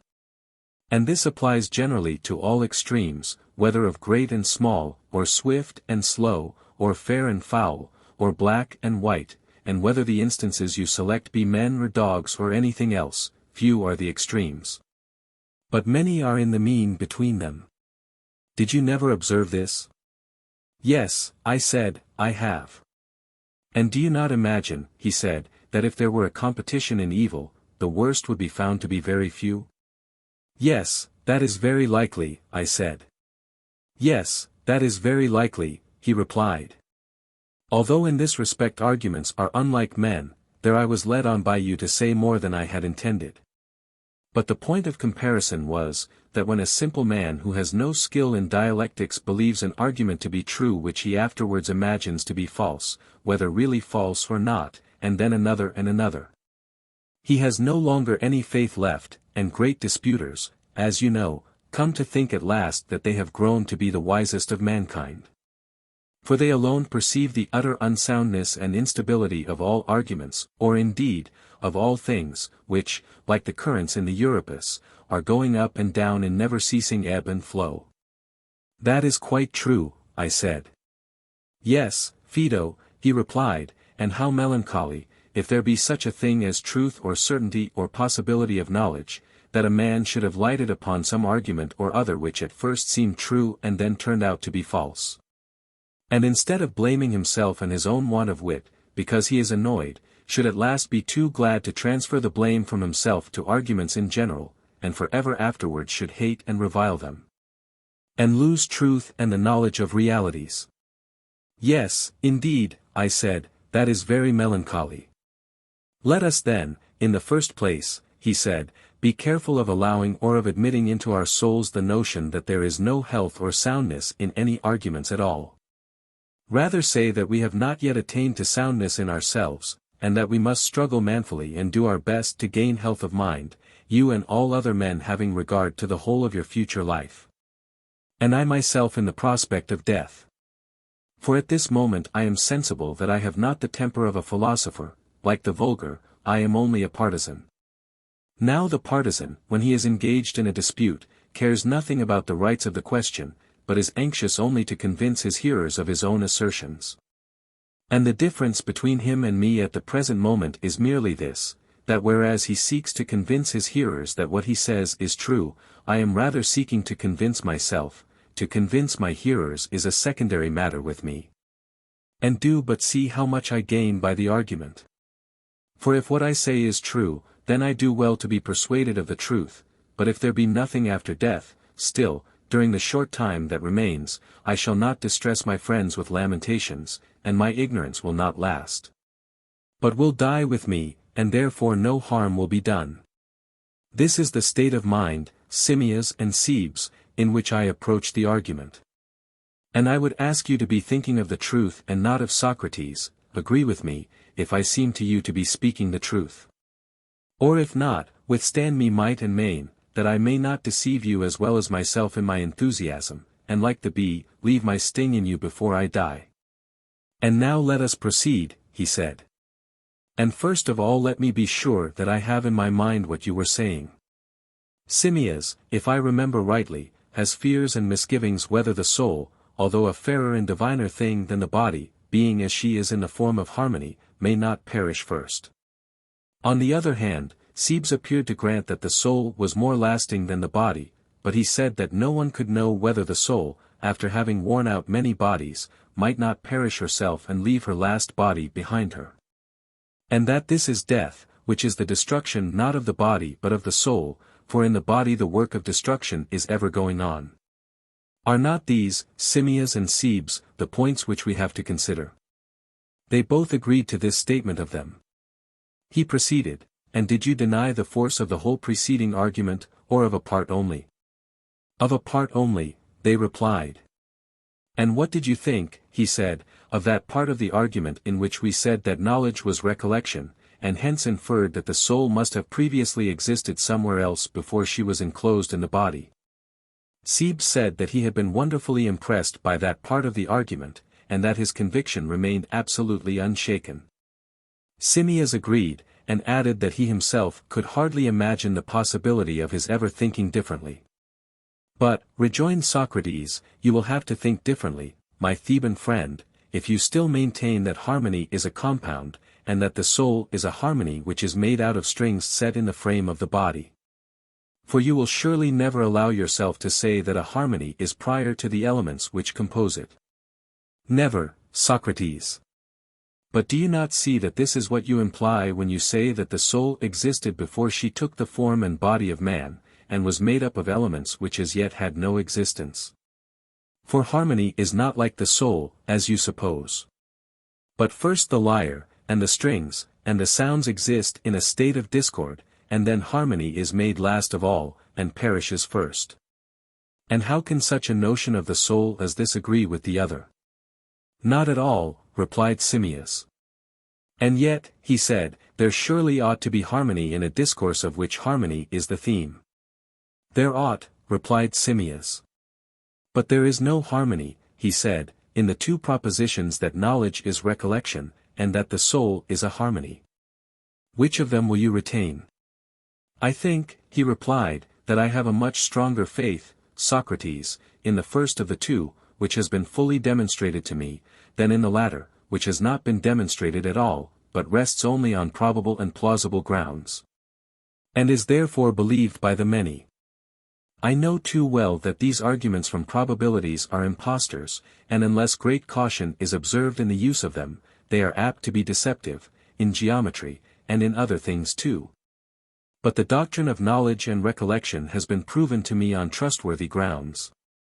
And the proof was that the soul must have existed before she came into the body, because to her belongs the essence of which the very name implies existence. Having, as I am convinced, rightly accepted this conclusion, and on sufficient grounds, I must, as I suppose, cease to argue or allow others to argue that the soul is a harmony. Let me put the matter, Simmias, he said, in another point of view. Do you imagine that a harmony or any other composition can be in a state other than that of the elements, out of which it is compounded? Certainly not. Or do or suffer anything other than they do or suffer? He agreed. Then a harmony does not, properly speaking, lead the parts or elements which make up the harmony, but only follows them. He assented. For harmony cannot possibly have any motion, or sound, or other quality which is opposed to its parts. That would be impossible, he replied. And does not the nature of every harmony depend upon the manner in which the elements are harmonized? I do not understand you, he said. I mean to say that a harmony admits of degrees, and is more of a harmony, and more completely a harmony, when more truly and fully harmonized, to any extent which is possible. And less of a harmony, and less completely a harmony, when less truly and fully harmonized. True. But does the soul admit of degrees? Or is one soul in the very least degree more or less completely, a soul than another? Not in the least. Yet surely of two souls, one is said to have intelligence and virtue, and to be good, and the other to have folly and vice, and to be an evil soul, and this is said truly. Yes, truly.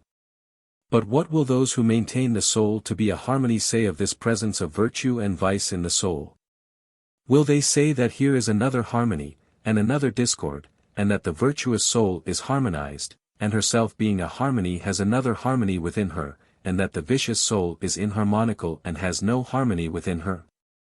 I cannot tell, replied Simmias, but I suppose that something of the sort would be asserted by those who say that the soul is a harmony. And we have already admitted that no soul is more a soul than another. Which is equivalent to admitting that harmony is not more or less harmony, or more or less completely a harmony. Quite true. And that which is not more or less a harmony is not more or less harmonized. True. And that which is not more or less harmonized cannot have more or less of harmony, but only an equal harmony. Yes, an equal harmony. Then one soul not being more or less absolutely a soul than another, is not more or less harmonized. Exactly. And therefore has neither more nor less of discord, nor yet of harmony. She has not. And having neither more nor less of harmony or of discord, one soul has no more vice or virtue than another, if vice be discord and virtue harmony. Not at all more. Or speaking more correctly, Simmias, the soul, if she is a harmony, will never have any vice, because a harmony, being absolutely a harmony, has no part in the inharmonical. No. And therefore a soul which is absolutely a soul has no vice. How can she have, if the previous argument holds? Then, if all souls are equally by their nature souls, all souls of all living creatures will be equally good? I agree with you, Socrates, he said. And can all this be true, think you? He said. For these are the consequences which seem to follow from the assumption that the soul is a harmony. It cannot be true. Once more, he said, what ruler is there of the elements of human nature other than the soul, and especially the wise soul? Do you know of any? Indeed, I do not. And is the soul in agreement with the affections of the body? Or is she at variance with them? For example, when the body is hot and thirsty, does not the soul incline us against drinking? And when the body is hungry, against eating? And this is only one instance out of 10,000 of the opposition of the soul to the things of the body. Very true. But we have already acknowledged that the soul, being a harmony, can never utter a note at variance with the tensions and relaxations and vibrations and other affections of the strings out of which she is composed. She can only follow, she cannot lead them. It must be so, he replied. And yet do we not now discover the soul to be doing the exact opposite, leading the elements of which she is believed to be composed? Almost always opposing and coercing them in all sorts of ways throughout life, sometimes more violently with the pains of medicine and gymnastic, then again more gently. Now threatening, now admonishing the desires, passions, fears, as if talking to a thing which is not herself, as Homer in the Odyssey represents Odysseus doing in the words. He beat his breast, and thus reproached his heart, endure, my heart. Far worse hast thou endured. Do you think that Homer wrote this under the idea that the soul is a harmony capable of being led by the affections of the body, and not rather of a nature which should lead and master them, herself a far diviner thing than any harmony? Yes, Socrates, I quite think so. Then, my friend, we can never be right in saying that the soul is a harmony, for we should contradict the divine Homer, and contradict ourselves. True, he said. Thus much, said Socrates, of Harmonia, your Theban goddess, who has graciously yielded to us, but what shall I say, Cebes, to her husband Cadmus, and how shall I make peace with him? I think that you will discover a way of propitiating him, said Cebes. I am sure that you have put the argument with Harmonia in a manner that I could never have expected. For when Simmias was mentioning his difficulty, I quite imagined that no answer could be given to him, and therefore I was surprised at finding that his argument could not sustain the first onset of yours, and not impossibly the other. Whom you call Cadmus, may share a similar fate. Nay, my good friend, said Socrates, let us not boast, lest some evil eye should put to flight the word which I am about to speak. That, however, may be left in the hands of those above, while I draw near in Homeric fashion, and try the mettle of your words. Here lies the point, you want to have it proven to you that the soul is imperishable and immortal, and the philosopher who is confident in death appears to you to have but a vain and foolish confidence. If he believes that he will fare better in the world below than one who has led another sort of life, unless he can prove this. And you say that the demonstration of the strength and divinity of the soul, and of her existence prior to our becoming men, does not necessarily imply her immortality. Admitting the soul to be long-lived, and to have known and done much in a former state, still she is not on that account immortal. And her entrance into the human form may be a sort of disease which is the beginning of dissolution, and may at last, after the toils of life are over, end in that which is called death. And whether the soul enters into the body once only or many times, does not, as you say, make any difference in the fears of individuals. For any man, who is not devoid of sense, must fear, if he has no knowledge and can give no account of the soul's immortality. This, or something like this, I suspect to be your notion, Cebes. And I designedly recur to it in order that nothing may escape us, and that you may, if you wish, add or subtract anything. But, said Cebes, as far as I see at present, I have nothing to add or subtract, I mean what you say that I mean. Socrates paused a while, and seemed to be absorbed in reflection. At length he said, "You are raising a tremendous question, Cebes, involving the whole nature of generation and corruption, about which, if you like, I will give you my own experience. And if anything which I say is likely to avail towards the solution of your difficulty, you may make use of it." "I should very much like," said Cebes, "to hear what you have to say." "Then I will tell you," said Socrates. "When I was young, Cebes, I had a prodigious desire to know that department of philosophy which is called the investigation of nature. To know the causes of things, and why a thing is and is created or destroyed appeared to me to be a lofty profession. And I was always agitating myself with the consideration of questions such as these: is the growth of animals the result of some decay which the hot and cold principle contracts, as some have said? Is the blood the element with which we think, or the air, or the fire? Or perhaps nothing of the kind, but the brain may be the originating power of the perceptions of hearing and sight and smell, and memory and opinion may come from them, and science may be based on memory and opinion when they have attained fixity. And then I went on to examine the corruption of them, and then to the things of heaven and earth, and at last I concluded myself to be utterly and absolutely incapable of these inquiries, as I will satisfactorily prove to you. For I was fascinated by them to such a degree that my eyes grew blind to things which I had seen to myself, and also to others, to know quite well. I forgot what I had before thought self-evident truths, e.g. such a fact as that the growth of man is the result of eating and drinking. For when by the digestion of food flesh is added to flesh and bone to bone, and whenever there is an aggregation of congenial elements, the lesser bulk becomes larger and the small man great. Was not that a reasonable notion?" "Yes," said Cebes, "I think so." "Well, but let me tell you something more. There was a time when I thought that I understood the meaning of greater and less pretty well. And when I saw a great man standing by a little one, I fancied that one was taller than the other by a head. Or one horse would appear to be greater than another horse, and still more clearly did I seem to perceive that 10 is 2 more than 8, and that 2 cubits are more than 1, because 2 is the double of 1. And what is now your notion of such matters?" said Cebes. "I should be far enough from imagining," he replied, "that I knew the cause of any of them, by heaven I should. For I cannot satisfy myself that, when 1 is added to 1, the one to which the addition is made becomes 2, or that the 2 units added together make 2 by reason of the addition. I cannot understand how, when separated from the other, each of them was 1 and not 2, and now, when they are brought together, the mere juxtaposition or meeting of them should be the cause of their becoming 2, neither can I understand how the division of 1 is the way to make 2.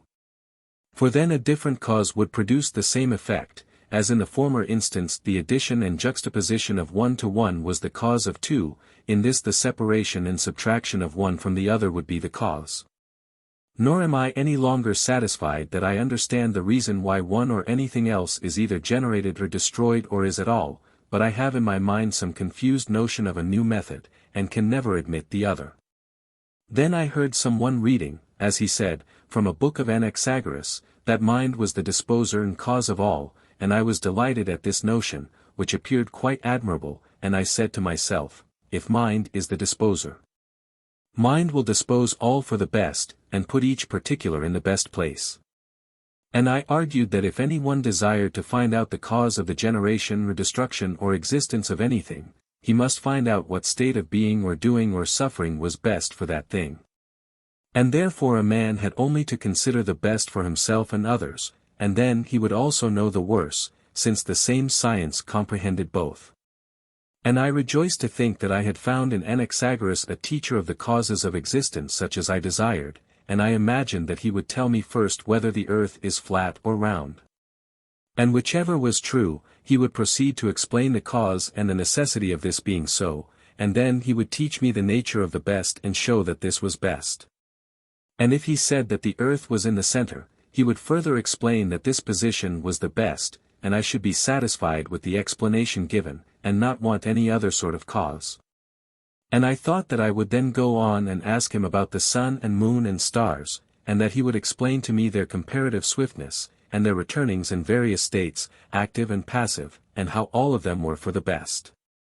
For I could not imagine that when he spoke of mind as the disposer of them, he would give any other account of their being as they are, except that this was best. And I thought that when he had explained to me in detail the cause of each and the cause of all, he would go on to explain to me what was best for each and what was good for all. These hopes I would not have sold for a large sum of money, and I seized the books and read them as fast as I could in my eagerness to know the better and the worse. What expectations I had formed, and how grievously was I disappointed.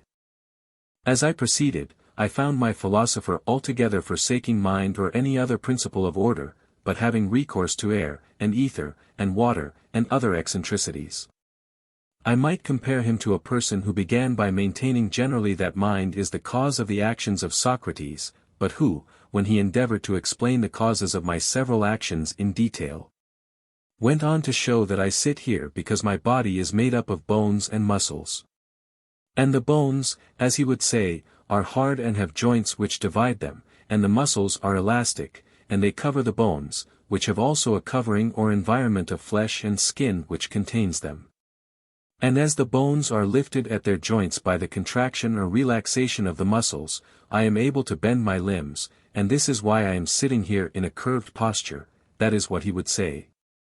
And he would have a similar explanation of my talking to you, which he would attribute to sound, and air, and hearing, and he would assign 10,000 other causes of the same sort, forgetting to mention the true cause, which is that the Athenians have thought fit to condemn me, and accordingly I have thought it better and more right to remain here and undergo my sentence.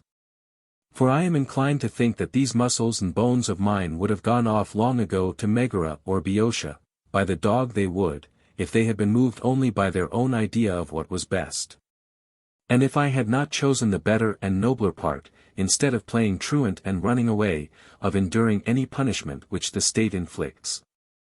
There is surely a strange confusion of causes and conditions in all this. It may be said, indeed, that without bones and muscles and the other parts of the body I cannot execute my purposes. But to say that I do as I do because of them, and that this is the way in which mind acts, and not from the choice of the best, is a very careless and idle mode of speaking. I wonder that they cannot distinguish the cause from the condition, which the many, feeling about in the dark, are always mistaking and misnaming. And thus one man makes a vortex all round and steadies the earth by the heaven. Another gives the air as a support to the earth, which is a sort of broad trough. Any power which in arranging them as they are arranges them for the best never enters into their minds. And instead of finding any superior strength in it, they rather expect to discover another Atlas of the world who is stronger and more everlasting and more containing than the good. Of the obligatory and containing power of the good they think nothing, and yet this is the principle which I would fain learn if any one would teach me. But as I have failed either to discover myself, or to learn of any one else, the nature of the best, I will exhibit to you, if you like, what I have found to be the second best mode of inquiring into the cause. I should very much like to hear, he replied. Socrates proceeded, I thought that as I had failed in the contemplation of true existence, I ought to be careful that I did not lose the eye of my soul. As people may injure their bodily eye by observing and gazing on the sun during an eclipse, unless they take the precaution of only looking at the image reflected in the water, or in some similar medium. So in my own case, I was afraid that my soul might be blinded altogether if I looked at things with my eyes or tried to apprehend them by the help of the senses. And I thought that I had better have recourse to the world of mind and seek there the truth of existence. I dare say that the simile is not perfect, for I am very far from admitting that he who contemplates existences through the medium of thought, sees them only through a glass darkly, any more than he who considers them in action and operation. However, this was the method which I adopted. I first assumed some principle which I judged to be the strongest, and then I affirmed as true whatever seemed to agree with this, whether relating to the cause or to anything else. And that which disagreed I regarded as untrue. But I should like to explain my meaning more clearly, as I do not think that you as yet understand me. No indeed, replied Cebes, not very well. There is nothing new, he said, in what I am about to tell you, but only what I have been always and everywhere repeating in the previous discussion and on other occasions. I want to show you the nature of that cause which has occupied my thoughts. I shall have to go back to those familiar words which are in the mouth of every one, and first of all assume that there is an absolute beauty and goodness and greatness, and the like. Grant me this, and I hope to be able to show you the nature of the cause, and to prove the immortality of the soul. Cebes said, You may proceed at once with the proof, for I grant you this. Well, he said, then I should like to know whether you agree with me in the next step. For I cannot help thinking, if there be anything beautiful other than absolute beauty, should there be such, that it can be beautiful only in as far as it partakes of absolute beauty, and I should say the same of everything. Do you agree in this notion of the cause? Yes, he said, I agree. He proceeded, I know nothing and can understand nothing of any other of those wise causes which are alleged. And if a person says to me that the bloom of color, or form, or any such thing is a source of beauty, I leave all that, which is only confusing to me, and simply and singly, and perhaps foolishly, hold and am assured in my own mind that nothing makes a thing beautiful but the presence and participation of beauty in whatever way or manner obtained. For as to the manner I am uncertain, but I stoutly contend that by beauty all beautiful things become beautiful. This appears to me to be the safest answer which I can give either to myself or to another, and to this I cling, in the persuasion that this principle will never be overthrown, and that to myself or to anyone who asks the question, I may safely reply, that by beauty beautiful things become beautiful. Do you not agree with me? I do. And that by greatness only great things become great and greater, and by smallness the less become less? True. Then if a person were to remark that A is taller by a head than B, and B less by a head than A, you would refuse to admit his statement, and would stoutly contend that what you mean is only that the greater is greater by, and by reason of greatness, and the less is less only by, and by reason of smallness. And thus you would avoid the danger of saying that the greater is greater and the less by the measure of the head, which is the same in both.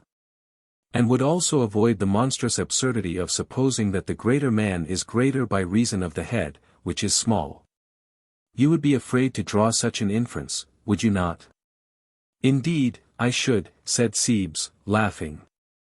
In like manner you would be afraid to say that 10 exceeded 8 by, and by reason of, 2, but would say by, and by reason of, number.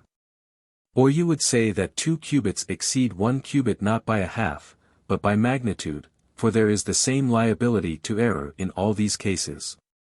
Very true, he said. Again, would you not be cautious of affirming that the addition of 1 to 1, or the division of 1, is the cause of 2? And you would loudly asseverate that you know of no way in which anything comes into existence except by participation in its own proper essence, and consequently, as far as you know, the only cause of 2 is the participation in duality. This is the way to make 2, and the participation in 1 is the way to make 1. You would say, I will let alone puzzles of division and addition, wiser heads than mine may answer them, inexperienced as I am, and ready to start, as the proverb says, at my own shadow. I cannot afford to give up the sure ground of a principle.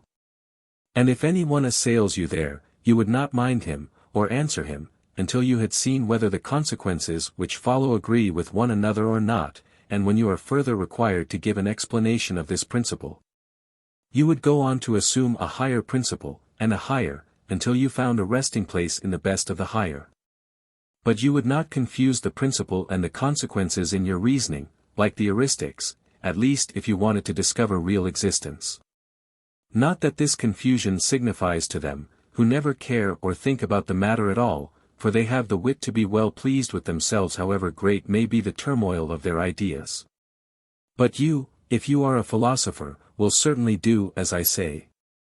What you say is most true, said Simmias and Cebes, both speaking at once. Echecrates, yes, PHAEDO, and I do not wonder at their assenting. Anyone who has the least sense will acknowledge the wonderful clearness of Socrates' reasoning. PHAEDO, certainly, Echecrates, and such was the feeling of the whole company at the time. Echecrates, yes, and equally of ourselves, who were not of the company, and are now listening to your recital. But what followed? PHAEDO, after all this had been admitted, and they had that ideas exist, and that other things participate in them and derive their names from them, Socrates, if I remember rightly, said. This is your way of speaking. And yet when you say that Simmias is greater than Socrates and less than PHAEDO, do you not predicate of Simmias both greatness and smallness? Yes, I do. But still you allow that Simmias does not really exceed Socrates, as the words may seem to imply, because he is Simmias, but by reason of the size which he has. Just as Simmias does not exceed Socrates because he is Simmias, any more than because Socrates is Socrates, but because he has smallness when compared with the greatness of Simmias? True. And if PHAEDO exceeds him in size, this is not because PHAEDO is PHAEDO, but because PHAEDO has greatness relatively to Simmias, who is comparatively smaller. That is true. And therefore Simmias is said to be great, and is also said to be small, because he is in a mean between them, exceeding the smallness of the one by his greatness, and allowing the greatness of the other to exceed his smallness. He added, laughing, I am speaking like a book, but I believe that what I am saying is true. Simmias assented. I speak as I do because I want you to agree with me in thinking, not only that absolute greatness will never be great and also small, but that greatness in us or in the concrete will never admit the small or admit of being exceeded. Instead of this, one of two things will happen: either the greater will fly or retire before the opposite, which is the less, or at the approach of the less has already ceased to exist. But will not, if allowing or admitting of smallness, be changed by that, even as I, having received and admitted smallness when compared with Simmias, remain just as I was, and am the same small person. And as the idea of greatness cannot condescend ever to be or become small, in like manner the smallness in us cannot be or become great. Nor can any other opposite which remains the same ever be or become its own opposite, but either passes away or perishes in the change. That, replied Cebes, is quite my notion. Hereupon one of the company, though I do not exactly remember which of them, said, In heaven's name, is not this the direct contrary of what was admitted before, that out of the greater came the less and out of the less the greater? And that opposites were simply generated from opposites. But now this principle seems to be utterly denied. Socrates inclined his head to the speaker and listened. I like your courage, he said, in reminding us of this. But you do not observe that there is a difference in the two cases. For then we were speaking of opposites in the concrete, and now of the essential opposite which, as is affirmed, neither in us nor in nature can ever be at variance with itself. Then, my friend, we were speaking of things in which opposites are inherent and which are called after them, but now about the opposites which are inherent in them and which give their name to them. And these essential opposites will never, as we maintain, admit of generation into or out of one another. At the same time, turning to Cebes, he said, Are you at all disconcerted, Cebes, at our friend's objection? No, I do not feel so, said Cebes. And yet I cannot deny that I am often disturbed by objections. Then we are agreed after all, said Socrates, that the opposite will never in any case be opposed to itself? To that we are quite agreed, he replied. Yet once more let me ask you to consider the question from another point of view, and see whether you agree with me. There is a thing which you term heat, and another thing which you term cold. Certainly. But are they the same as fire and snow? Most assuredly not. Heat is a thing different from fire, and cold is not the same with snow. Yes. And yet you will surely admit, that when snow, as was before said, is under the influence of heat, they will not remain snow and heat. But at the advance of the heat, the snow will either retire or perish. Very true, he replied. And the fire too at the advance of the cold will either retire or perish. And when the fire is under the influence of the cold, they will not remain as before, fire and cold. That is true, he said. And in some cases the name of the idea is not only attached to the idea in an eternal connection, but anything else which, not being the idea, exists only in the form of the idea, may also lay claim to it. I will try to make this clearer by an example. The odd number is always called by the name of odd. Very true. But is this the only thing which is called odd? Are there not other things which have their own name, and yet are called odd, because, although not the same as oddness, they are never without oddness? That is what I mean to ask, whether numbers such as the number 3 are not of the class of odd. And there are many other examples. Would you not say, for example, that 3 may be called by its proper name, and also be called odd, which is not the same with 3? And this may be said not only of 3 but also of 5, and of every alternate number, each of them without being oddness is odd, and in the same way 2 and 4, and the other series of alternate numbers, has every number even, without being evenness. Do you agree? Of course. Then now mark the point at which I am aiming. Not only do essential opposites exclude one another, but also concrete things, which, although not in themselves opposed, contain opposites. These, I say, likewise reject the idea which is opposed to that which is contained in them, and when it approaches them they either perish or withdraw. For example, will not the number 3 endure annihilation or anything sooner than be converted into an even number, while remaining 3? Very true, said Cebes. And yet, he said, the number 2 is certainly not opposed to the number 3. It is not. Then not only do opposite ideas repel the advance of one another, but also there are other natures which repel the approach of opposites. Very true, he said.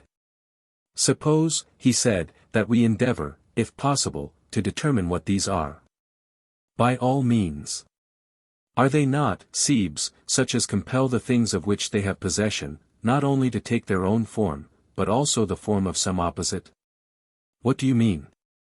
I mean, as I was just now saying, and as I am sure that you know, that those things which are possessed by the number 3 must not only be 3 in number, but must also be odd. Quite true. And on this oddness, of which the number 3 has the impress, the opposite idea will never intrude? No. And this impress was given by the odd principle? Yes. And to the odd is opposed the even? True. Then the idea of the even number will never arrive at 3? No. Then 3 has no part in the even? None. Then the triad or number 3 is uneven? Very true. To return then to my distinction of natures which are not opposed, and yet do not admit opposites, as, in the instance given, 3, although not opposed to the even, does not any the more admit of the even, but always brings the opposite into play on the other side. Or as 2 does not receive the odd, or fire the cold, from these examples, and there are many more of them, perhaps you may be able to arrive at the general conclusion, that not only opposites will not receive opposites, but also that nothing which brings the opposite will admit the opposite of that which it brings, in that to which it is brought. And here let me recapitulate, for there is no harm in repetition. The number 5 will not admit the nature of the even, any more than 10, which is the double of 5, will admit the nature of the odd. The double has another opposite, and is not strictly opposed to the odd, but nevertheless rejects the odd altogether. Nor again will parts in the ratio 3 to 2, nor any fraction in which there is a half, nor again in which there is a third, admit the notion of the whole, although they are not opposed to the whole. You will agree? Yes, he said, I entirely agree and go along with you in that. And now, he said, let us begin again. And do not you answer my question in the words in which I ask it, let me have not the old safe answer of which I spoke at first, but another equally safe, of which the truth will be inferred by you from what has been just said.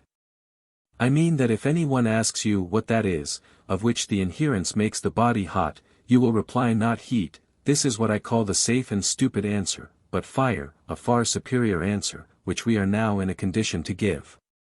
Or if anyone asks you why a body is diseased, you will not say from disease, but from fever.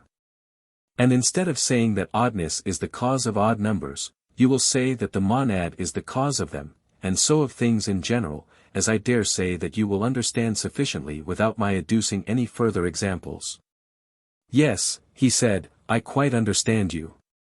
Tell me, then, what is that of which the inherence will render the body alive? The soul, he replied. And is this always the case? Yes, he said, of course. Then whatever the soul possesses, to that she comes bearing life? Yes, certainly. And is there any opposite to life? There is, he said. And what is that? Death. Then the soul, as has been acknowledged, will never receive the opposite of what she brings. Impossible, replied Cebes. And now, he said, what did we just now call that principle which repels the even? The odd. And that principle which repels the musical, or the just? The unmusical, he said, and the unjust. And what do we call the principle which does not admit of death? The immortal, he said. And does the soul admit of death? No. Then the soul is immortal. Yes, he said. And may we say that this has been proven? Yes, abundantly proven, Socrates, he replied. Supposing that the odd were imperishable, must not three be imperishable? Of course. And if that which is cold were imperishable, when the warm principle came attacking the snow, must not the snow have retired whole and unmelted, for it could never have perished, nor could it have remained and admitted the heat? True, he said. Again, if the uncooling or warm principle were imperishable, the fire when assailed by cold would not have perished or have been extinguished, but would have gone away unaffected? Certainly, he said. And the same may be said of the immortal.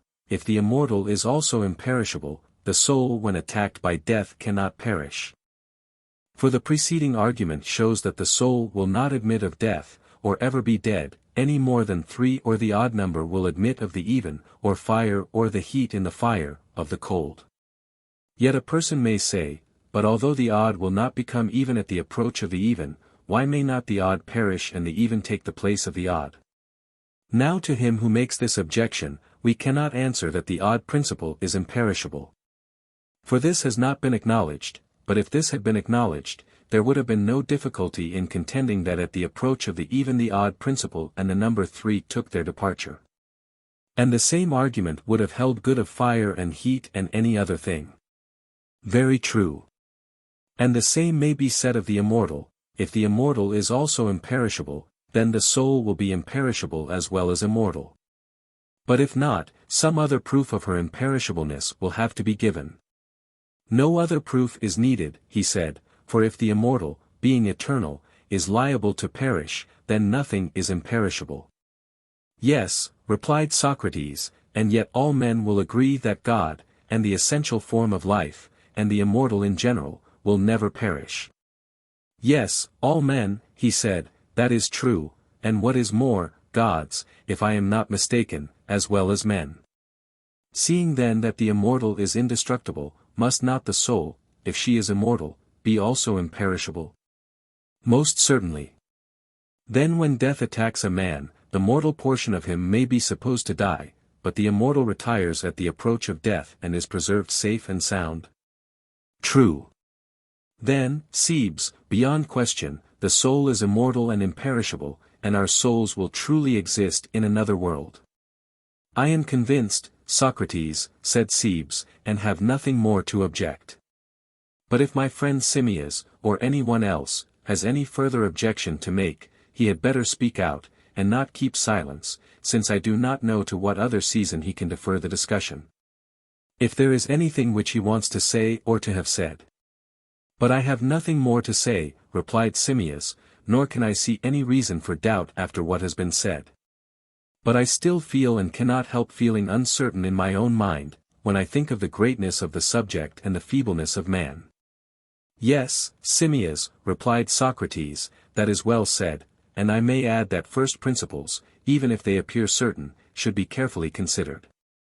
And when they are satisfactorily ascertained, then, with a sort of hesitating confidence in human reason, you may, I think, follow the course of the argument, and if that be plain and clear, there will be no need for any further inquiry. Very true. But then, O my friends, he said, if the soul is really immortal, what care should be taken of her, not only in respect of the portion of time which is called life, but of eternity. And the danger of neglecting her from this point of view does indeed appear to be awful. If death had only been the end of all, the wicked would have had a good bargain in dying, for they would have been happily quit not only of their body, but of their own evil together with their souls. But now, inasmuch as the soul is manifestly immortal, there is no release or salvation from evil except the attainment of the highest virtue and wisdom. For the soul when on her progress to the world below takes nothing with her but nurture and education, and these are said greatly to benefit or greatly to injure the departed, at the very beginning of his journey thither. For after death, as they say, the genius of each individual, to whom he belonged in life, leads him to a certain place in which the dead are gathered together, whence after judgment has been given they pass into the world below, following the guide, who is appointed to conduct them from this world to the other, and when they have there received their due and remained their time, another guide brings them back again after many revolutions of ages. Now this way to the other world is not, as Aeschylus says in the Telephus, a single and straight path. If that were so no guide would be needed, for no one could miss it. But there are many partings of the road, and windings, as I infer from the rites and sacrifices which are offered to the gods below in places where three ways meet on earth. The wise and orderly soul follows in the straight path and is conscious of her surroundings. But the soul which desires the body, and which, as I was relating before, has long been fluttering about the lifeless frame and the world of sight, is after many struggles and many sufferings hardly and with violence carried away by her attendant genius, and when she arrives at the place where the other souls are gathered, if she be impure and have done impure deeds, whether foul murders or other crimes which are the brothers of these, and the works of brothers in crime, from that soul every one flees and turns away. No one will be her companion, no one her guide, but alone she wanders in extremity of evil until certain times are fulfilled, and when they are fulfilled, she is borne irresistibly to her own fitting habitation. As every pure and just soul which has passed through life in the company and under the guidance of the gods has also her own proper home. Now the earth has diverse wonderful regions, and is indeed in nature and extent very unlike the notions of geographers, as I believe on the authority of one who shall be nameless. What do you mean, Socrates? Said Simmias. I have myself heard many descriptions of the earth, but I do not know, and I should very much like to know, in which of these you put faith. And I, Simmias, replied Socrates, if I had the art of Glaucus would tell you. Although I know not that the art of Glaucus could prove the truth of my tale, which I myself should never be able to prove, and even if I could, I fear, Simmias, that my life would come to an end before the argument was completed. I may describe to you, however, the form and regions of the earth according to my conception of them. That, said Simmias, will be enough. Well, then, he said, my conviction is, that the earth is a round body in the center of the heavens, and therefore has no need of air or any similar force to be a support, but is kept there and hindered from falling or inclining any way by the equability of the surrounding heaven and by her own equipoise. For that which, being in equipoise, is in the center of that which is equably diffused, will not incline any way in any degree, but will always remain in the same state and not deviate. And this is my first notion. Which is surely a correct one, said Simmias. Also I believe that the earth is very vast, and that we who dwell in the region extending from the river Phasis to the pillars of Heracles inhabit a small portion only about the sea, like ants or frogs about a marsh. And that there are other inhabitants of many other like places. For everywhere on the face of the earth there are hollows of various forms and sizes, into which the water and the mist and the lower air collect. But the true earth is pure and situated in the pure heaven. There are the stars also. And it is the heaven which is commonly spoken of by us as the ether, and of which our own earth is the sediment gathering in the hollows beneath.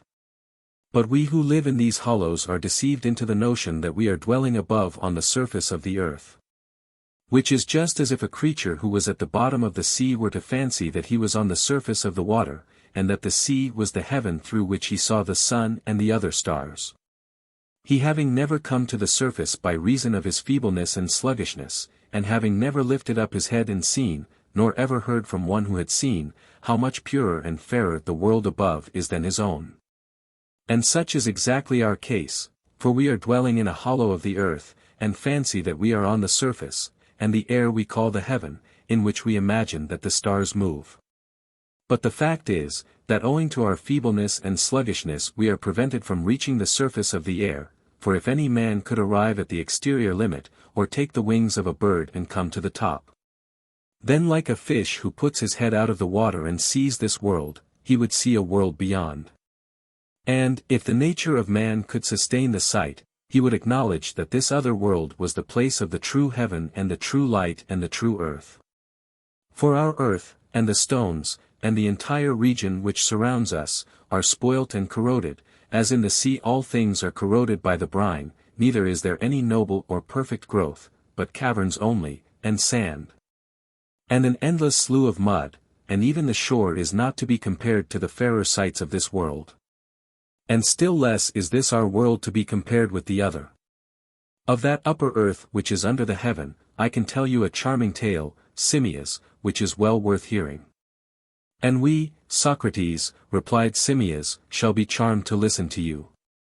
The tale, my friend, he said, is as follows. In the first place, the earth, when looked at from above, is in appearance streaked like one of those balls which have leather coverings in 12 pieces, and is decked with various colors. Of which the colors used by painters on earth are in a manner samples. But there the whole earth is made up of them, and they are brighter far and clearer than ours. There is a purple of wonderful luster, also the radiance of gold, and the white which is in the earth is whiter than any chalk or snow. Of these and other colors the earth is made up, and they are more in number and fairer than the eye of man has ever seen. The very hollows, of which I was speaking, filled with air and water have a color of their own, and are seen like light gleaming amid the diversity of the other colors. So that the whole presents a single and continuous appearance of variety in unity. And in this fair region everything that grows, trees, and flowers, and fruits, are in a like degree fairer than any here. And there are hills, having stones in them in a like degree smoother, and more transparent, and fairer in color than our highly valued emeralds and sardonyxes and jaspers, and other gems. Which are but minute fragments of them, for there all the stones are like our precious stones, and fairer still, compare Republic. The reason is, that they are pure, and not, like our precious stones, infected or corroded by the corrupt briny elements which coagulate among us, and which breed foulness and disease both in earth and stones, as well as in animals and plants. They are the jewels of the upper earth, which also shines with gold and silver and the like, and they are set in the light of day and are large and abundant and in all places, making the earth a sight to gladden the beholder's eye. And there are animals and men, some in a middle region, others dwelling about the air as we dwell about the sea. Others in islands which the air flows round, near the continent, and in a word, the air is used by them as the water and the sea are by us, and the ether is to them what the air is to us. Moreover, the temperament of their seasons is such that they have no disease, and live much longer than we do, and have sight and hearing and smell, and all the other senses, in far greater perfection. In the same proportion that air is purer than water or the ether than air. Also they have temples and sacred places in which the gods really dwell, and they hear their voices and receive their answers, and are conscious of them and hold converse with them, and they see the sun, moon, and stars as they truly are. And their other blessedness is of a piece with this. Such is the nature of the whole earth, and of the things which are around the earth. And there are diverse regions in the hollows on the face of the globe everywhere, some of them deeper and more extended than that which we inhabit, others deeper but with a narrower opening than ours, and some are shallower and also wider. All have numerous perforations, and there are passages broad and narrow in the interior of the earth, connecting them with one another. And there flows out of and into them, as into basins, a vast tide of water, and huge subterranean streams of perennial rivers, and springs hot and cold, and a great fire, and great rivers of fire, and streams of liquid mud. Thin or thick, like the rivers of mud in Sicily, and the lava streams which follow them, and the regions about which they happen to flow are filled up with them.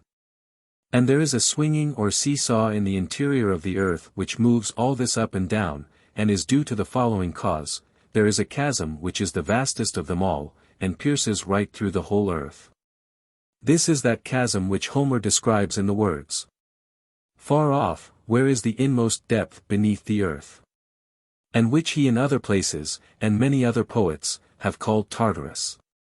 And the seesaw is caused by the streams flowing into and out of this chasm, and they each have the nature of the soil through which they flow. And the reason why the streams are always flowing in and out, is that the watery element has no bed or bottom, but is swinging and surging up and down, and the surrounding wind and air do the same. They follow the water up and down, hither and thither, over the earth, just as in the act of respiration the air is always in process of inhalation and exhalation. And the wind swinging with the water in and out produces fearful and irresistible blasts, when the waters retire with a rush into the lower parts of the earth, as they are called, they flow through the earth in those regions, and fill them up like water raised by a pump, and then when they leave those regions and rush back hither, they again fill the hollows here, and when these are filled, flow through subterranean channels and find their way to their several places, forming seas, and lakes, and rivers, and springs. Thence they again enter the earth, some of them making a long circuit into many lands, others going to a few places and not so distant. And again fall into Tartarus, some at a point a good deal lower than that at which they rose, and others not much lower, but all in some degree lower than the point from which they came. And some burst forth again on the opposite side, and some on the same side, and some wind round the earth with one or many folds like the coils of a serpent, and descend as far as they can, but always return and fall into the chasm. The rivers flowing in either direction can descend only to the center and no further, for opposite to the rivers is a precipice. Now these rivers are many, and mighty, and diverse, and there are four principal ones, of which the greatest and outermost is that called Oceanus, which flows round the earth in a circle. And in the opposite direction flows Acheron, which passes under the earth through desert places into the Acherusian lake. This is the lake to the shores of which the souls of the many go when they are dead, and after waiting an appointed time, which is to some a longer and to some a shorter time, they are sent back to be born again as animals. The third river passes out between the two, and near the place of outlet pours into a vast region of fire, and forms a lake larger than the Mediterranean Sea, boiling with water and mud. And proceeding muddy and turbid, and winding about the earth, comes, among other places, to the extremities of the Acherusian lake, but mingles not with the waters of the lake. And after making many coils about the earth plunges into Tartarus at a deeper level. This is that Pyriphlegethon, as the stream is called, which throws up jets of fire in different parts of the earth. The fourth river goes out on the opposite side, and falls first of all into a wild and savage region, which is all of a dark blue color, like lapis lazuli. And this is that river which is called the Stygian river, and falls into and forms the lake Styx, and after falling into the lake and receiving strange powers in the waters, passes under the earth, winding round in the opposite direction, and comes near the Acherusian lake from the opposite side to Pyriphlegethon. And the water of this river too mingles with no other, but flows round in a circle and falls into Tartarus over against Pyriphlegethon, and the name of the river, as the poets say, is Cocytus. Such is the nature of the other world. And when the dead arrive at the place to which the genius of each severally guides them, first of all, they have sentence passed upon them, as they have lived well and piously or not. And those who appear to have lived neither well nor ill, go to the river Acheron, and embarking in any vessels which they may find, are carried in them to the lake, and there they dwell and are purified of their evil deeds. And having suffered the penalty of the wrongs which they have done to others, they are absolved, and receive the rewards of their good deeds, each of them according to his deserts. But those who appear to be incurable by reason of the greatness of their crimes, who have committed many and terrible deeds of sacrilege, murders foul and violent, or the like, such are hurled into Tartarus, which is their suitable destiny. And they never come out. Those again who have committed crimes, which, although great, are not irremediable, who in a moment of anger, for example, have done violence to a father or a mother, and have repented for the remainder of their lives, or who have taken the life of another under the like extenuating circumstances, these are plunged into Tartarus, the pains of which they are compelled to undergo for a year. But at the end of the year the wave casts them forth, mere homicides by way of Cocytus, parricides and matricides by Pyrophlegethon, and they are borne to the Acherusian lake. And there they lift up their voices and call upon the victims whom they have slain or wronged, to have pity on them, and to be kind to them, and let them come out into the lake. And if they prevail, then they come forth and cease from their troubles. But if not, they are carried back again into Tartarus and from thence into the rivers unceasingly, until they obtain mercy from those whom they have wronged, for that is the sentence inflicted upon them by their judges. Those too who have been preeminent for holiness of life are released from this earthly prison, and go to their pure home which is above, and dwell in the purer earth. And of these, such as have duly purified themselves with philosophy live henceforth altogether without the body, in mansions fairer still which may not be described, and of which the time would fail me to tell. Wherefore, Simmias, seeing all these things, what ought not we to do that we may obtain virtue and wisdom in this life? Fair is the prize, and the hope great. A man of sense ought not to say, nor will I be very confident, that the description which I have given of the soul and her mansions is exactly true. But I do say that, inasmuch as the soul is shown to be immortal, he may venture to think, not improperly or unworthily, that something of the kind is true.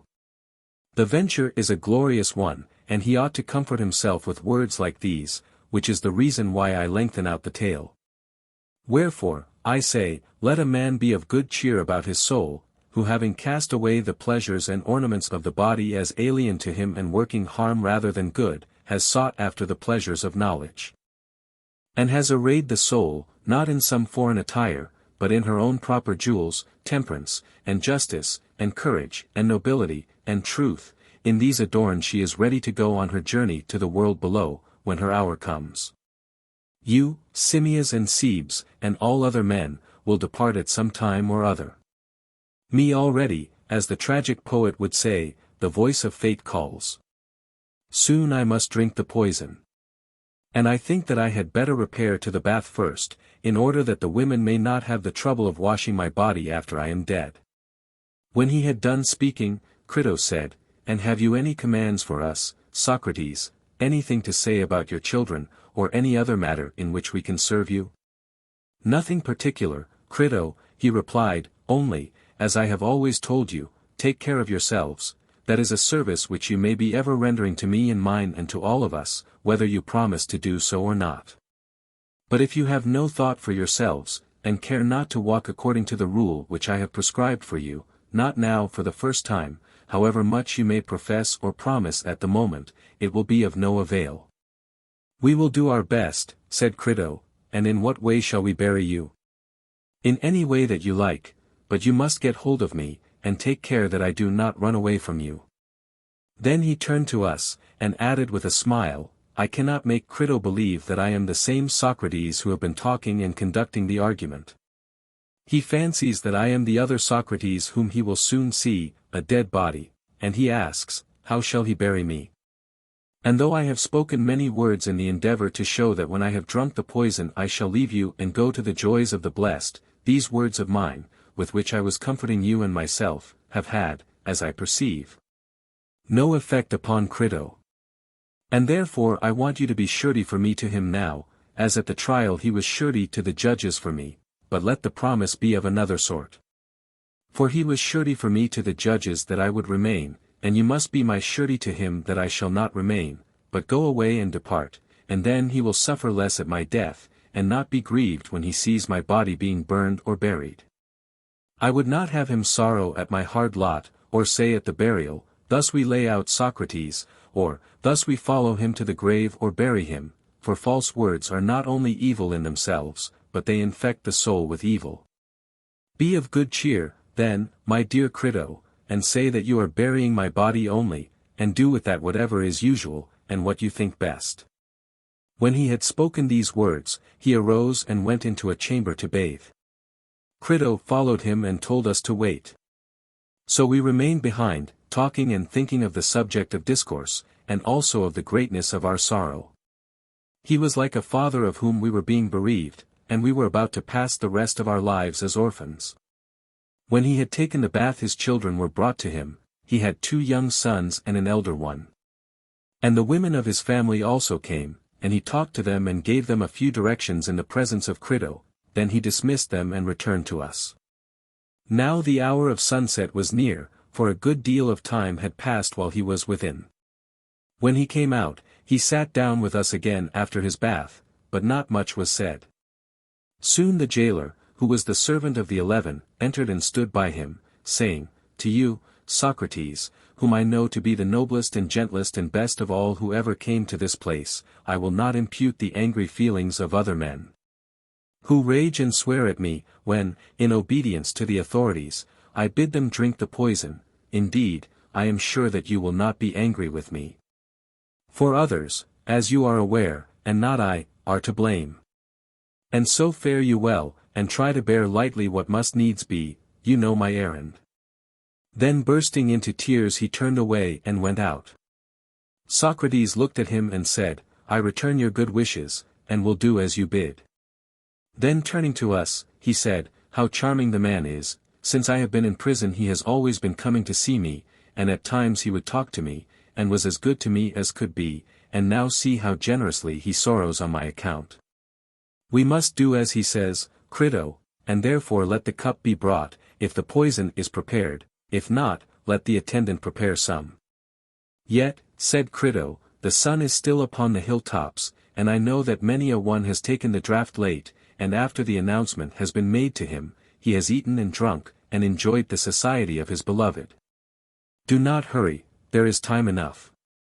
Socrates said, "Yes, Crito, and they of whom you speak are right in so acting, for they think that they will be gainers by the delay. But I am right in not following their example, for I do not think that I should gain anything by drinking the poison a little later. I should only be ridiculous in my own eyes for sparing and saving a life which is already forfeit. Please then to do as I say, and not to refuse me." Crito made a sign to the servant, who was standing by, and he went out, and having been absent for some time, returned with the jailer carrying the cup of poison. Socrates said, "You, my good friend, who are experienced in these matters, shall give me directions how I am to proceed." The man answered, "You have only to walk about until your legs are heavy, and then to lie down, and the poison will act." At the same time he handed the cup to Socrates, who in the easiest and gentlest manner, without the least fear or change of color or feature, looking at the man with all his eyes, Echecrates, as his manner was, took the cup and said, "What do you say about making a libation out of this cup to any god? May I, or not?" The man answered, "We only prepare, Socrates, just so much as we deem enough." "I understand," he said, "but I may and must ask the gods to prosper my journey from this to the other world, even so, and so be it according to my prayer." Then raising the cup to his lips, quite readily and cheerfully he drank off the poison. And hitherto most of us had been able to control our sorrow. But now when we saw him drinking, and saw too that he had finished the draught, we could no longer forbear, and in spite of myself my own tears were flowing fast. So that I covered my face and wept, not for him, but at the thought of my own calamity in having to part from such a friend. Nor was I the first, for Crito, when he found himself unable to restrain his tears, had got up, and I followed. And at that moment, Apollodorus, who had been weeping all the time, broke out in a loud and passionate cry which made cowards of us all. Socrates alone retained his calmness. "What is this strange outcry?" he said. "I sent away the women mainly in order that they might not misbehave in this way, for I have been told that a man should die in peace. Be quiet, then, and have patience." When we heard his words we were ashamed, and refrained our tears. And he walked about until, as he said, his legs began to fail, and then he lay on his back, according to the directions, and the man who gave him the poison now and then looked at his feet and legs. And after a while he pressed his foot hard, and asked him if he could feel, and he said, "No," and then his leg, and so upwards, and showed us that he was cold and stiff. And he felt them himself, and said, when the poison reaches the heart, that will be the end. He was beginning to grow cold about the groin, when he uncovered his face, for he had covered himself up, and said, they were his last words, he said, Crito, I owe a cock to Asclepius, will you remember to pay the debt? The debt shall be paid, said Crito, is there anything else? There was no answer to this question, but in a minute or two a movement was heard, and the attendants uncovered him, his eyes were set, and Crito closed his eyes and mouth. Such was the end, Echecrates, of our friend, concerning whom I may truly say, that of all the men of his time whom I have known, he was the wisest and justest and best.